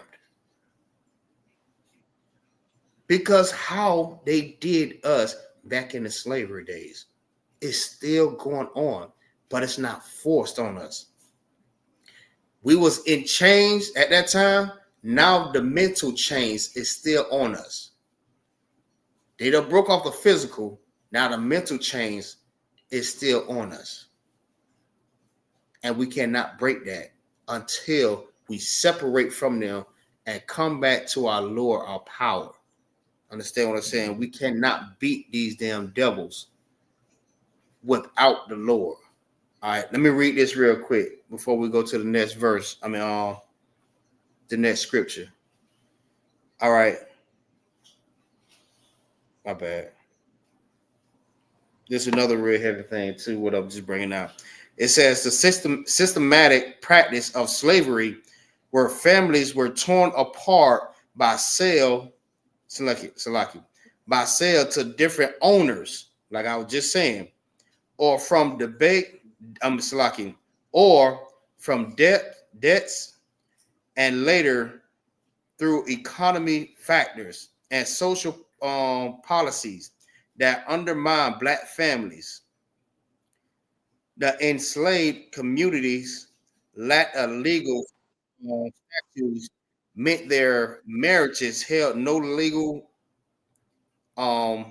protection, making family separation a constant threat and a tool of control used by enslavers. Following emancipation, the struggle to reunite with family members, Salaki.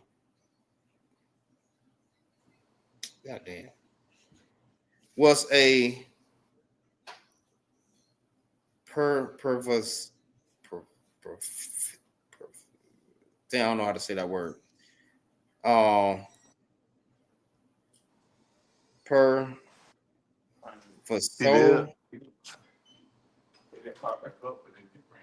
Challenge.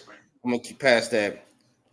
As shown by the work of the Freeman's Bureau and families use newspaper. Newspaper and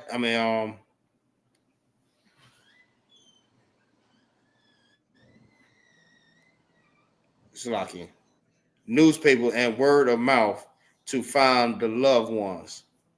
All right. It says enslaved people had no legal standing. Their marriages were not recognized or protected by law, making them property rather than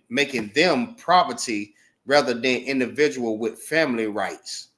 All right. Profit-driven separation. Enslaved people could be sold for reasons such as settling debts, dividing estate, or simply for profit, leading to forced separation from spouse and children.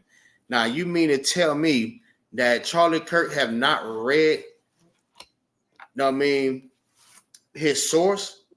He could have went deep into the source, but he didn't want to. This is the reason why last week I said he's speaking on stuff that he really don't even know about. All right. Some things is just left to be unspoken of. All right. Until you go deep down into your resources, then yeah, you could speak on that.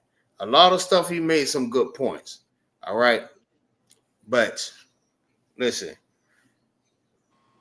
we were separated from that time, and we're still being separated to this day. Now it's like it's automatically. It's like they don't need to force it anymore. Now it's instilled in us to want to separate from the Black man.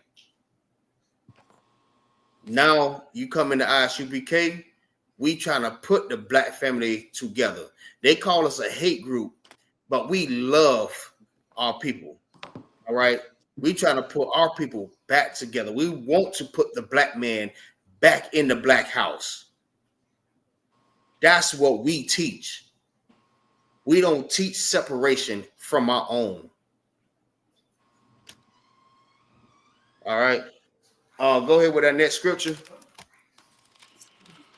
Con. Psalms 55, verse 21, right? Con. The words of his mouth were smoother than butter. Listen, Charlie Kirk thought just because he sounds so intelligent and that he's speaking with so much charisma and speaking knowledge that he just gonna just bypass what he just said. See, they words is smoother than butter. All right. They talk a good game, but you have to pay attention. I mean, the scriptures, the Bible will tell you exactly who they are. They are the devil. All right. The devil don't mean a red man with a long tail, with pitchforks, with horns on his head. Devil just means a deceiver. All right. And he deceived the whole earth. He even deceived his damn self. He believed that he has so much power and he doing what he do. He is a deceiver. That's what devil just means. He's a liar. And he's been a liar since the beginning.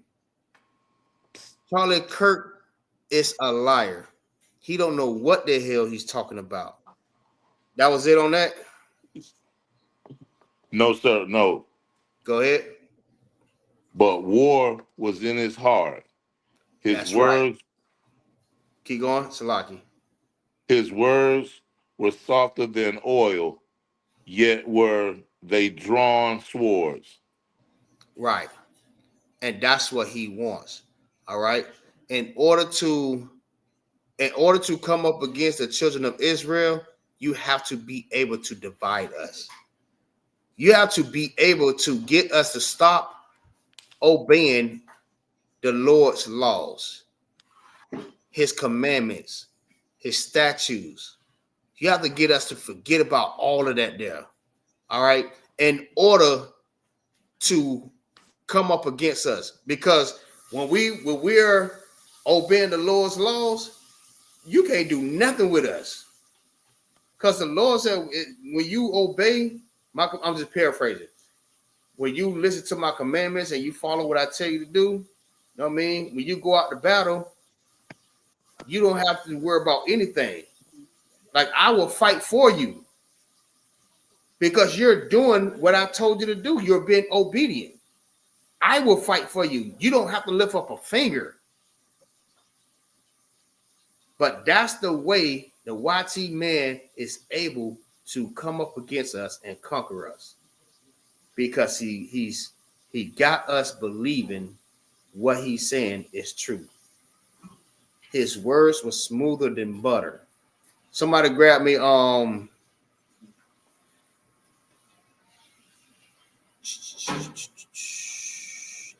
Ecclesiastes 12 and 13. That's why it says his words were smoother than butter. All right. He think he's slick. He's a slick talker. I mean, that's what that means. He's a slick talker. He's a city slicker. You have to watch what he say, because how he is delivering it and how intelligent he sounds. It sounds like he is telling you the truth, but all along he is lying to you. He is tricking you into thinking that what he's saying is absolutely the truth. You have to pay attention to that. All right. Somebody got that? Let me get that Ecclesiastes 12 and 13. And somebody grab me Deuteronomy 28, verse 56. So I got Ecclesiastes. All right, go ahead. Ecclesiastes 12, verse 13. Mm-hmm. Let us hear the conclusion of the whole matter. Mm-hmm. Fear God and keep his commandments, for this is the whole duty of a man. This is the duty of men. This is what the Lord wants you to do. Fear him and keep his commandments. All right.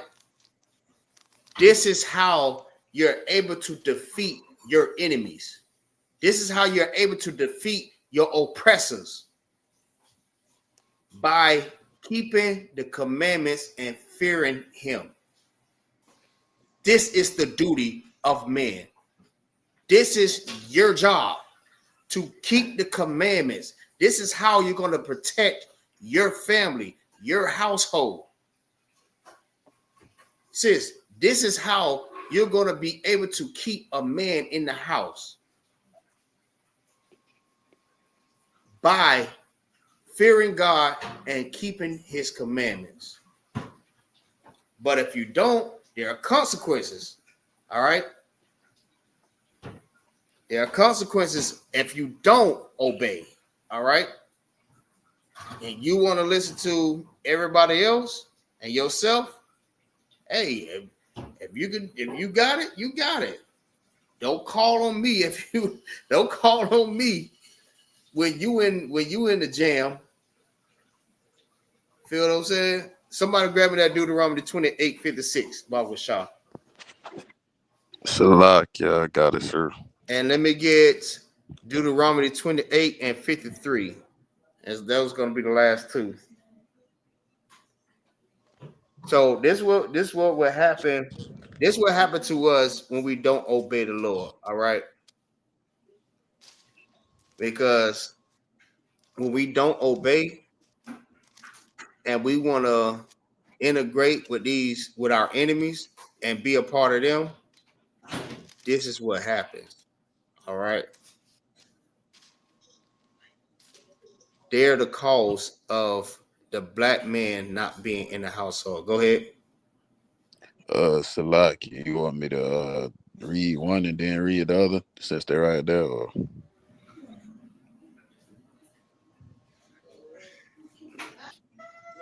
Yeah. Go ahead. Unless you got it, Clyde. I got Salakia. I'm on it. All right. So both of y'all can read. Paul, you want to read? You quiet. What's going on? I'm here. I'm listening and learning. I'll read.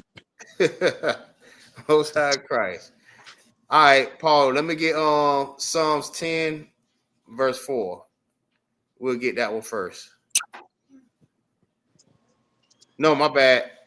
Daniel 7:25. Shalaki. Daniel 7:25. Those will be the last three. Daniel chapter 7:25. Come.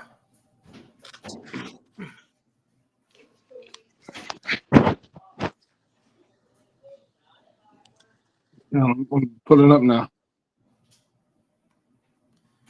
Shalom. Yabashi Yahushabrakatah. What's going on, Fred? Shalom, Yahweh Shem Yahweh Brakathum. You Tawab, sir? Most High Christ. Shalom, Yabashan, Shabrakatah. Shalom, Israel. Daniel chapter 7, verse 25. Ready? Go ahead.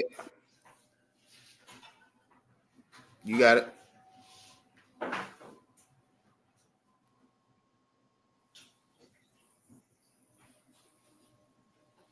If you read, we can't hear you. Can you hear me now? Come. And he shall speak great words against the Most High, and shall wear out the saints of the Most High, and think to change times and laws.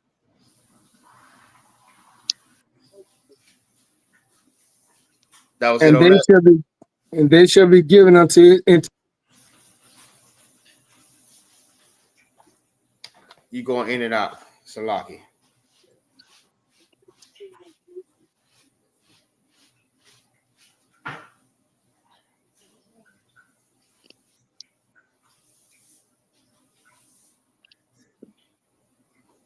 Can you hear me now? Go ahead. Start back from the top. Salakia. And he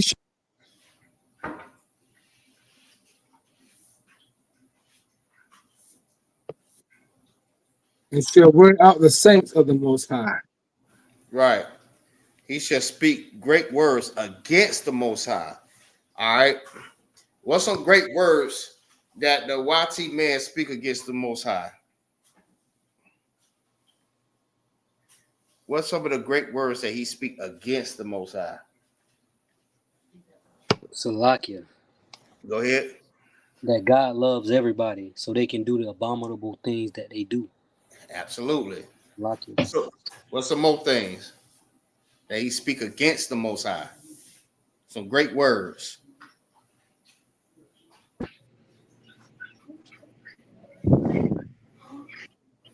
How about the laws are done away with? Okay. Go ahead. Who? Somebody else want to try that? Salakia. Go ahead. Like in the word where it say he covered the face of the judges, like he painted, everybody that was great in the Bible, he said they look like him. Well, that was false. What's their favorite thing to say? Their favorite word to speak against the Most High. What's their favorite thing to bring out? It's one scripture. It's famous. The famous scripture in the Bible.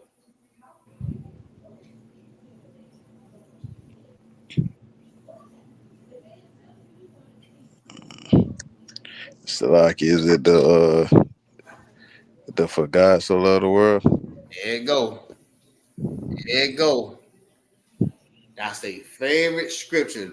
Their favorite words. You know what I mean? That they speak against the Most High. That is against the Most High to tell everybody on the planet that Jesus died for them. You know what I mean? Which is Christ only died for the blacks, the Hispanics, and Native American Indians. He didn't die for everybody else. So those words was against the Most High. The Most High knew who he sent Christ to go and save. Christ was sent only but unto the lost sheep of the house of Israel. He was sent to save everybody. He never was sent for everybody. But that's what they would teach. For sure, that's correct. John 3:16. All right, keep going, Paul. And shall wear out the saints of the Most High. Shall wear out the saint. Ain't he wearing our ass out right now? Listen, Okay. he wearing us out. He's wearing out the patience of the saints.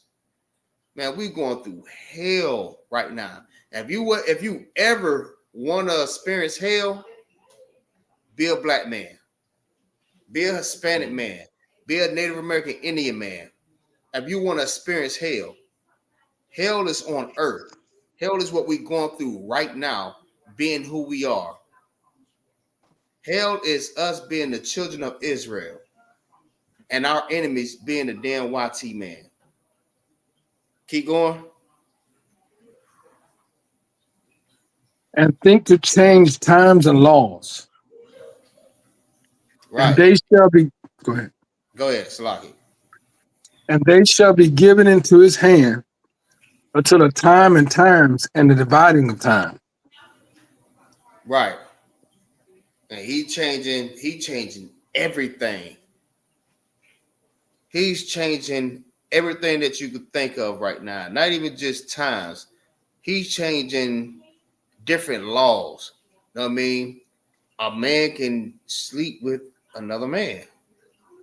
You can eat crab, lobster, shrimp, and pork. You can celebrate different holidays. You know what I mean? At the time of the Maccabees, we was forced to give up everything that we practice, our culture and everything. We could celebrate none of our holy days on like what we did on Monday and last Sunday and all the other high holy days. We wasn't allowed to do that. We wasn't allowed to serve our God. We wasn't allowed to eat the things that we supposed to eat. We were forced to eat anything that they give us. The same way they do us right now.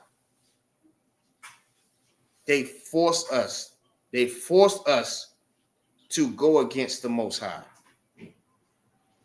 Feel what I'm saying?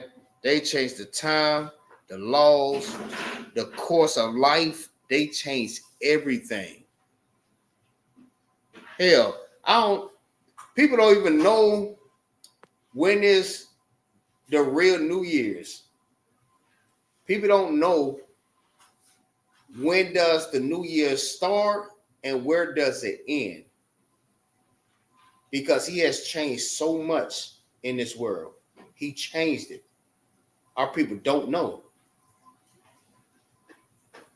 They say New Year's is in damn January, that's dead middle in the damn winter. When New Year's is when everything starts springing up, everything becomes new. The beginning of everything, which is in where? April. So that's what the YT man does. Somebody grab me that Deuteronomy real quick. 56. Salakia. Go ahead. 56. Mm-hmm. It wasn't 28 and 3. 28 and 56. Let me get that one first. Matter of fact, let me go ahead and get the 28 and 53 first. Salaki. Deuteronomy 28, verse 53. And thou shalt eat the fruit of thy own body, the flesh of thy sons and of thy daughters, which the Lord thy God hath given thee in the siege and in the straitness wherewith thine enemies shall distress thee. Keep going. 54. Mm-hmm. So that the man that is tender among you and very delicate, his eye shall be evil towards his brother and towards the wife of his bosom and towards the remnant of his children, which he shall leave. 55. So that he will not give. Start right there. Okay. Go ahead. Go ahead. Trooper Kamal. 56. I'm gonna just tie both of them in. Deuteronomy 28 and 56. The tender and delicate woman among you, which would not adventure to set the sole of her foot upon the ground for delicateness and tenderness, her eyes shall be evil toward the husband of her bosom, and toward her son, and toward her daughter. 57. And toward her young one that cometh from between her feet, and toward her children which she shall bear. For she shall eat them for want of all things secretly in the siege and straitness wherewith thine enemy shall distress thee in thy gates. Right. So this is explaining about the husband and the wife, the man and the woman. All right. Because of what we have been through in America, I mean, we don't grew to hate each other. All right. Due to the fact of slavery. I mean, because remember, everything that we learned since we've been over here in America, we learned from our oppressor. All right. They have been dividing us. They've been putting us against each other. Same with Clyde brought out about the Willie Lynch. I mean, that was only a plan to divide and conquer us. All right, to teach us that one is better than the other. All right, we wasn't allowed to become one. So now, you know what I mean? Our eyes will be, as men, our eyes will be evil towards our brother. We will not look at our brother as, you know what I mean, someone that's a part of me. We look at him like he is the opposite. But when you look at the YT man, that's your brother. You look at him like a brother. But you don't look at your own flesh like your brother, the one that looks just like you, the one that went through the same thing that you went through. You don't look at him like a brother. All right? That's the reason why you are so quick to pull your pistol on the damn brother and unalive him.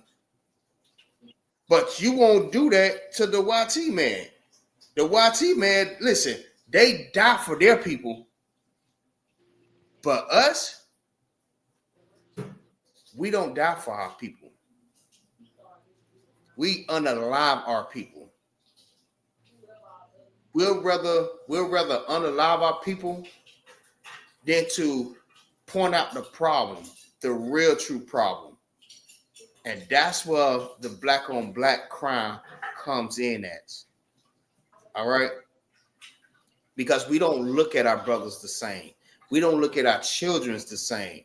I mean, we leave, like a lot of our brothers, not all of them, but a lot of our brothers, when they have kids, you know what I mean, they are so programmed also that when they have kids, automatically they just don't want to be there.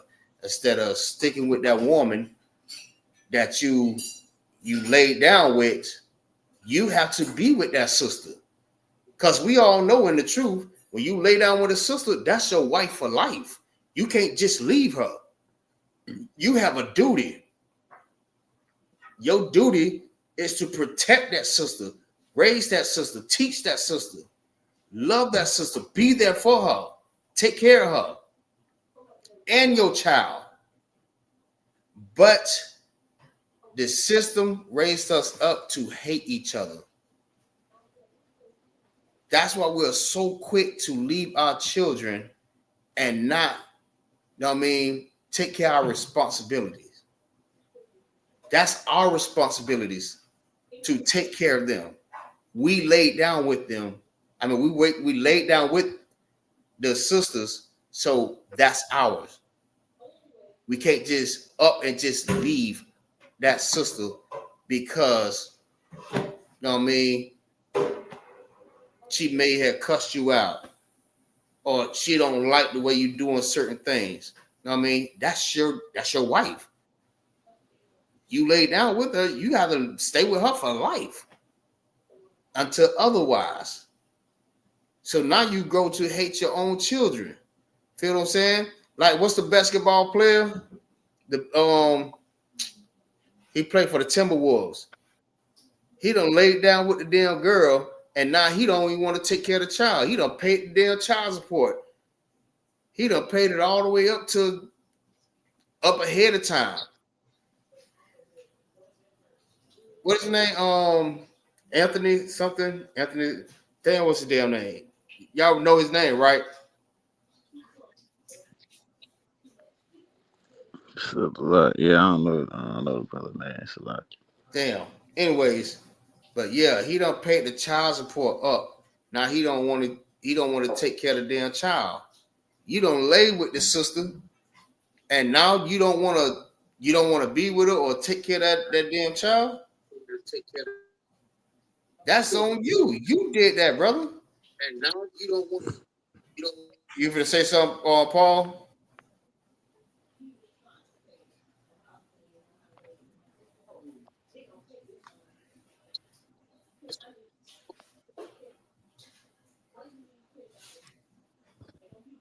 I guess not. Yeah. But yeah, man, like we have to learn that, you know what I mean? if we're gonna lay down with a sister, we have to take care of that sister, man, and the children. But Anthony Edwards, there you go. Con, there we go. And we have to realize, like, that's our responsibility. We can't be evil towards our children, so we just lead them and don't own up to our responsibility. We did that, right? And damn sure can't be evil towards our brother. Now let's go to the sisters. Feel what I'm saying? Read that again. Verse 56.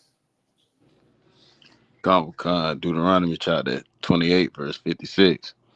Mm-hmm. The tender and delicate woman among you, which would not adventure to set the sole of her foot upon the ground for delicateness and tenderness. Right? Start right there. Now, understand this here, right? We were royal. Feel what I'm saying? We met a sister that has children by another man, sir.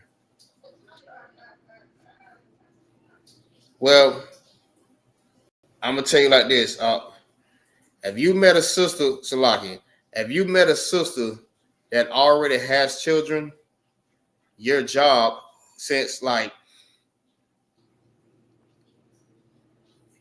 what's hers is yours. You know what I mean? Because she belongs to you. So that's your household. So if she has children, you have to protect your household and everything that's in that household. All right. You have to protect that. Now, can you stop a brother from seeing his children? No. Let that man see his children. Feel what I'm saying? Let that man, let that child go with her father. Feel what I'm saying? But your job is to protect that house. That's your job. And anything that's in it. That's your job. Now, for like any more questions on that, if you want to go deeper into that, you know what I mean? I don't know exactly where you're located, or if you have a camp leader, but you can request counsel for that. Feel what I'm saying? If you want like a deeper understanding on that, though. But if you're going to be in the class more, I can get a more deeper understanding for you. All right. So I would ask a brother that's above me. But for what I know, like my situation, I have a rib and she has a child. My job is to protect this household. You know what I mean? I have to protect, teach, love, take care. That's my job. I have to do that. All right. Oh, go ahead. Triple Kamal.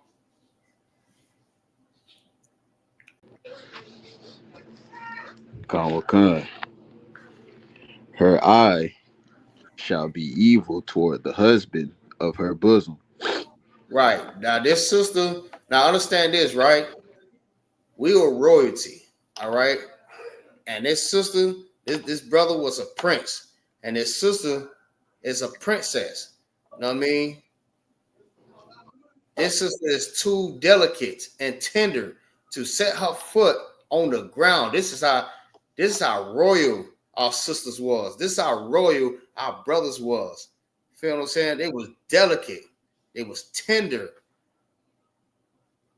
You will never catch them, you know what I mean, touching the damn ground. Because that's how delicate they was. That's how precious they was. You know what I mean? The same way you do your daughters. You know what I mean? You won't put your damn daughter on the ground barefooted in some damn dirt or the nasty ground. You're going to always pick her up. You're going to put some shoes on her. You know what I mean? Just in case she do get down. But you're going to make sure she don't touch that ground. And that's how our sisters was. They was delicate. It was precious. But now she's doing what? What it says? She'll be evil against who?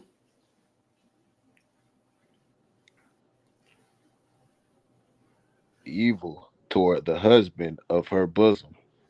Right. Now she's evil toward her husband. Because think about it. Since slavery, like it's been crazy because the man always got pulled up out of the household. The same way the way that the YT man did the men back in the slavery days, how they molest the men in front of his children, his wives, and other slaves, they made that man feel so weak. And his family looked at him like he is so weak. Like, can't you not fight? He didn't have no strength. No strength. So now she will be evil. Like, if you fast forward to this day, it's still the same way. They look at our men as weak. All right. Another thing, too, because women raise men without the fathers being in the household. So now women raise effeminate young men. So now you have men that was raised up by their mothers that was not raised up by men. Now you have soft, effeminate men, especially when they in these damn Christian churches. They even more effeminate when they go in these damn Christian churches. You know what I mean? They dress them up, slick their hair down with them Vaseline and just pour all the emotions on this young man. Instead of the father being in the house to take care of that man, that young man, and raise him up, he's being left with his mother. Keep going. Gone.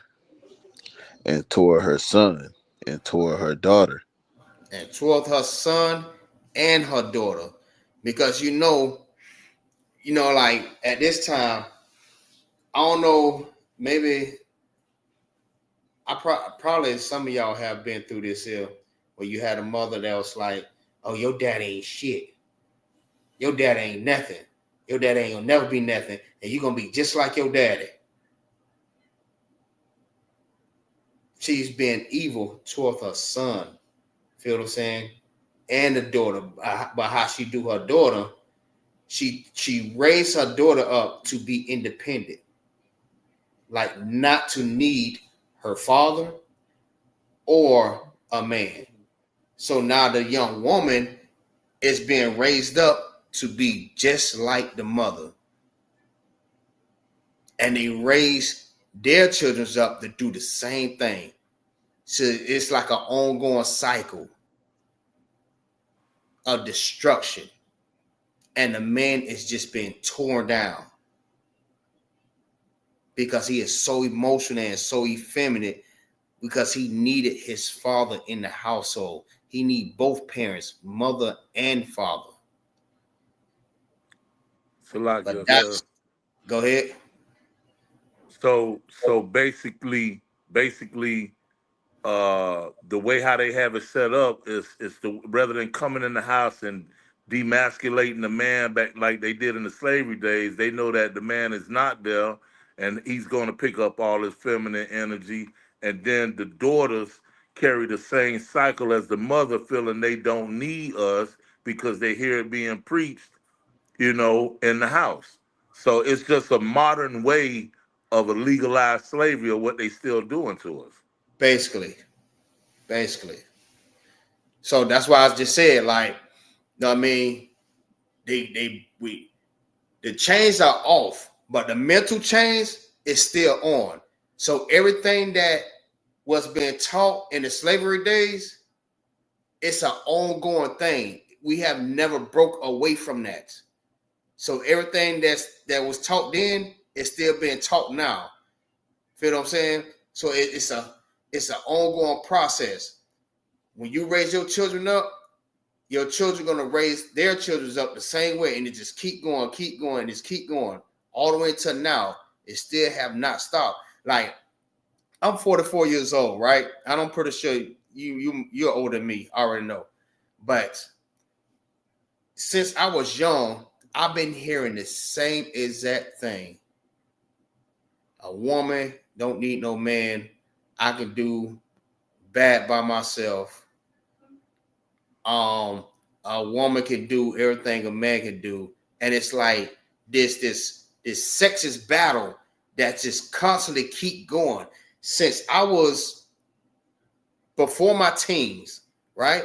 I've been hearing the same thing, and I'm still hearing the same thing now. So when you experience that right there, you know we're psychologically destroyed, all right, by our oppressor. That's why the scripture says, you know what I mean, our peoples are destroyed for the lack of knowledge. We have to understand our common enemy is the white man. That's what that is. Indeed.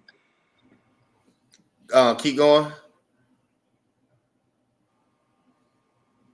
Triple Kamal. Gone. And toward her young one that cometh out from between her feet. Yeah, what that means, that baby that she done got pregnant. She done got pregnant. So what she doing now? As soon as the baby come out, even before the baby get out, oh, I'm finna put this nigga on child support. Oh yeah, I'm gonna put this nigga on child support. Have anybody seen the video where the sister was mad at the man, so she was beating the little girl? Anybody seen that? I'm pretty sure y'all seen it. That went viral. She was mad at the boyfriend or whatever, or the baby daddy, because he was on social media with another girl, and she was beating the hell out of her damn daughter. Nobody see that? La. Nah, man, listen, you got to pull it up. That is crazy. That's crazy work. And that's exactly what Deuteronomy 28:56 is explaining. The same exact thing. The same thing that's going on right now. These are curses that we're going through because we want to be a part of our oppressor. This is what's going on now. The same exact thing. And it's going on like a lot of time, even with the abortion. What it's called, Planned Parenthood, if I'm not mistaken, or I'm saying it wrong. With all these abortions that's going on right now, she's been evil, even with the one that's coming from between her feet. She is having an abortion because she's mad at the damn man because he left her or don't want to be with her. Now she's going to have an abortion. The baby is fully developed. Who's lucky? Now they ripping the damn baby up out of her. That's sick. That's exactly what this is explaining. Keep reading. Come. And toward her children, which she shall bear. The ones that she already have. The one that she's pregnant with, and the ones that she already have. That was it on that.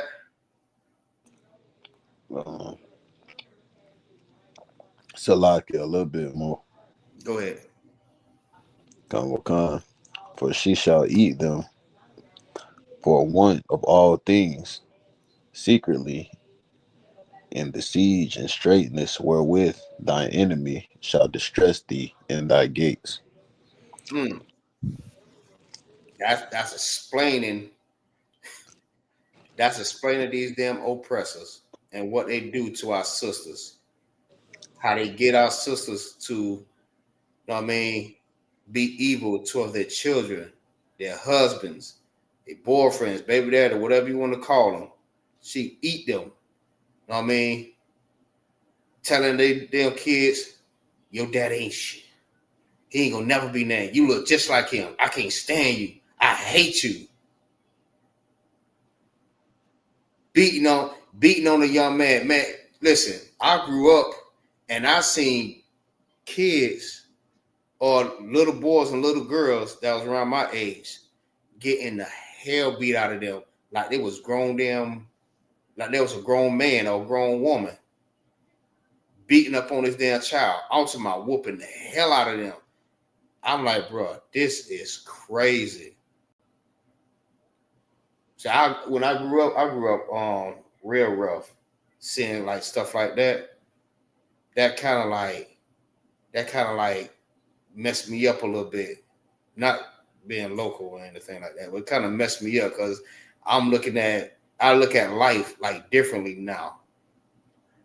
You know what I mean? And psychologically, that make you do your child the same way after seeing you being raised up like that or you being beat like that. You're gonna do your child the same exact way. I'm talking about whooping your child, and I'm pretty sure. I don't know. Maybe y'all grew up like this here, but you know what I mean? Y'all done got whooped with a stitcher cord with switches, belts, shoes, everything, combs, brushes. This is the type of life that, you know what I mean, young men without fathers grew up in. Like that type of environment, man. And it destroys us mentally because you grew up like wishing that you did have a father in the household. Like, damn, I needed my father. I need my father. We actually need both. All right. Now, so go ahead.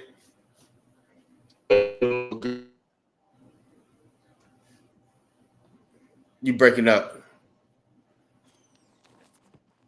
So, like I say, especially the little girls, they definitely need their fathers. Right. And listen, that's heavy. That's another thing. Because little girls, they go out and they do different things. They are in search for men hold on, how was it explained? They are in search for men that they never had.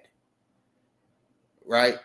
So a lot of our young little girls, they find little boys that is emotional. Like I forgot exactly how it was explained, but our young women, they try to find men. They try to find men that they never had, like their fathers and shit like that. Salakia, sir, if I may, Go ahead. you're absolutely You breaking up. father. Go ahead. Can you hear me? I Come. say they're looking for.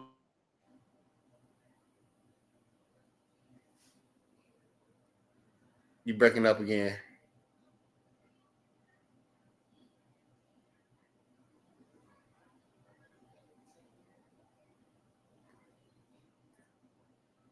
Say it again, because we can't hear you.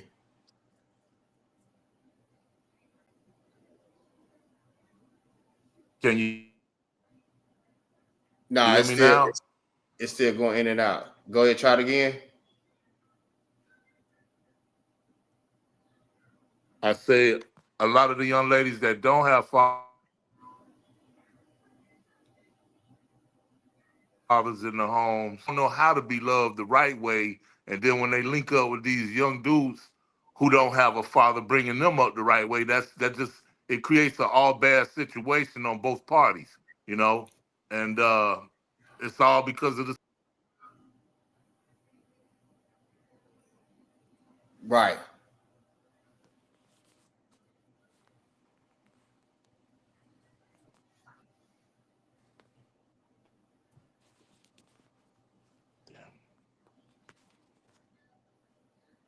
Yeah, he went out again.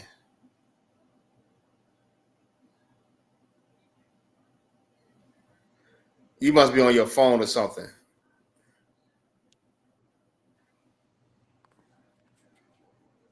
Clyde. Can you hear me? Con, Can you hear me now? Con. Yes, I'm on my phone. Okay. I can hear you now. Maybe talk a little bit lower. Cause I think every time you I know you got that strong manly voice and it just go out every time you speak. Can you hear me now? Con.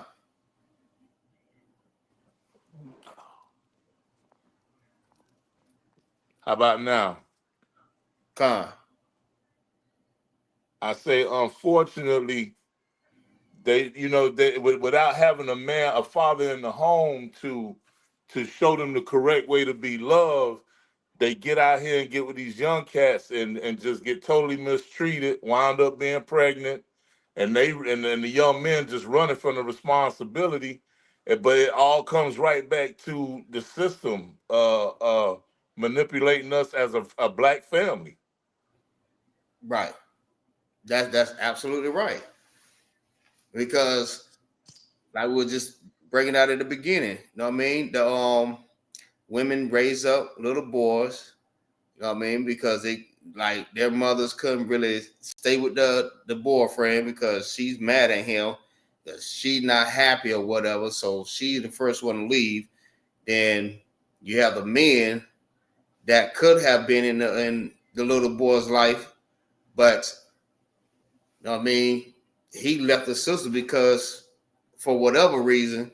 So it's like it's a systematic thing. You know what I'm saying? It's like how we was all brought up from the beginning. We're still being trained to be the same way. All right.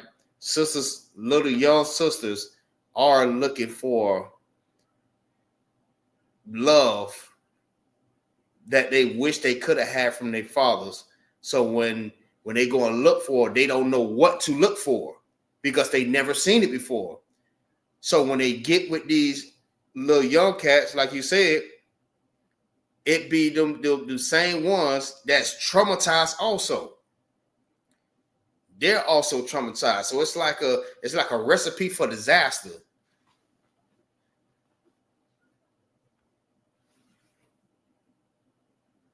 Said, could it be trauma bond? Yes, it's trauma. It's trauma. Not trauma just from their past, but this is trauma that has been rooting from slavery. This is what it all comes from. You know what I'm saying? Being subjected up under the white man. All right. Says she can't recognize a real man because she never had one as a father. So it diminished her ability to choose a good. And that, damn, right on point. I just said that too. Absolutely right, Pasha. Because she don't know what a real man looks like. She never seen one because she don't have a father. And little young men don't know how to keep a woman because his mother didn't know how to keep a damn husband. So it's like, listen, it's just a whole big disaster, man. The whole point is we need to separate from these damn oppressors. All right, because that's why I say the reason why we having all this going on because of the oppressor. All right. So with that, I say shalom, Yahweh Bashem Yahushua Barakathum, to all the brothers, Yahweh Shema Alathan, Bashem Yahushua, to all the sisters. Hey, Baba Gashab, make sure y'all go and y'all share these classes, man. Like, share, and subscribe. Even the people that's viewing this class, I know y'all watching the class, so click the like button. Even if you don't share it, just click the like button. But if you support this truth, Share the class, man. This is ISUPK, Israelite School of Universal Practical Knowledge. Start out at 1 West, 125th Street, Harlem, New York, under Commander General YAHANNA. ISUPK Tampa, and we out. Shalom. Shalom. Shalom, Israel.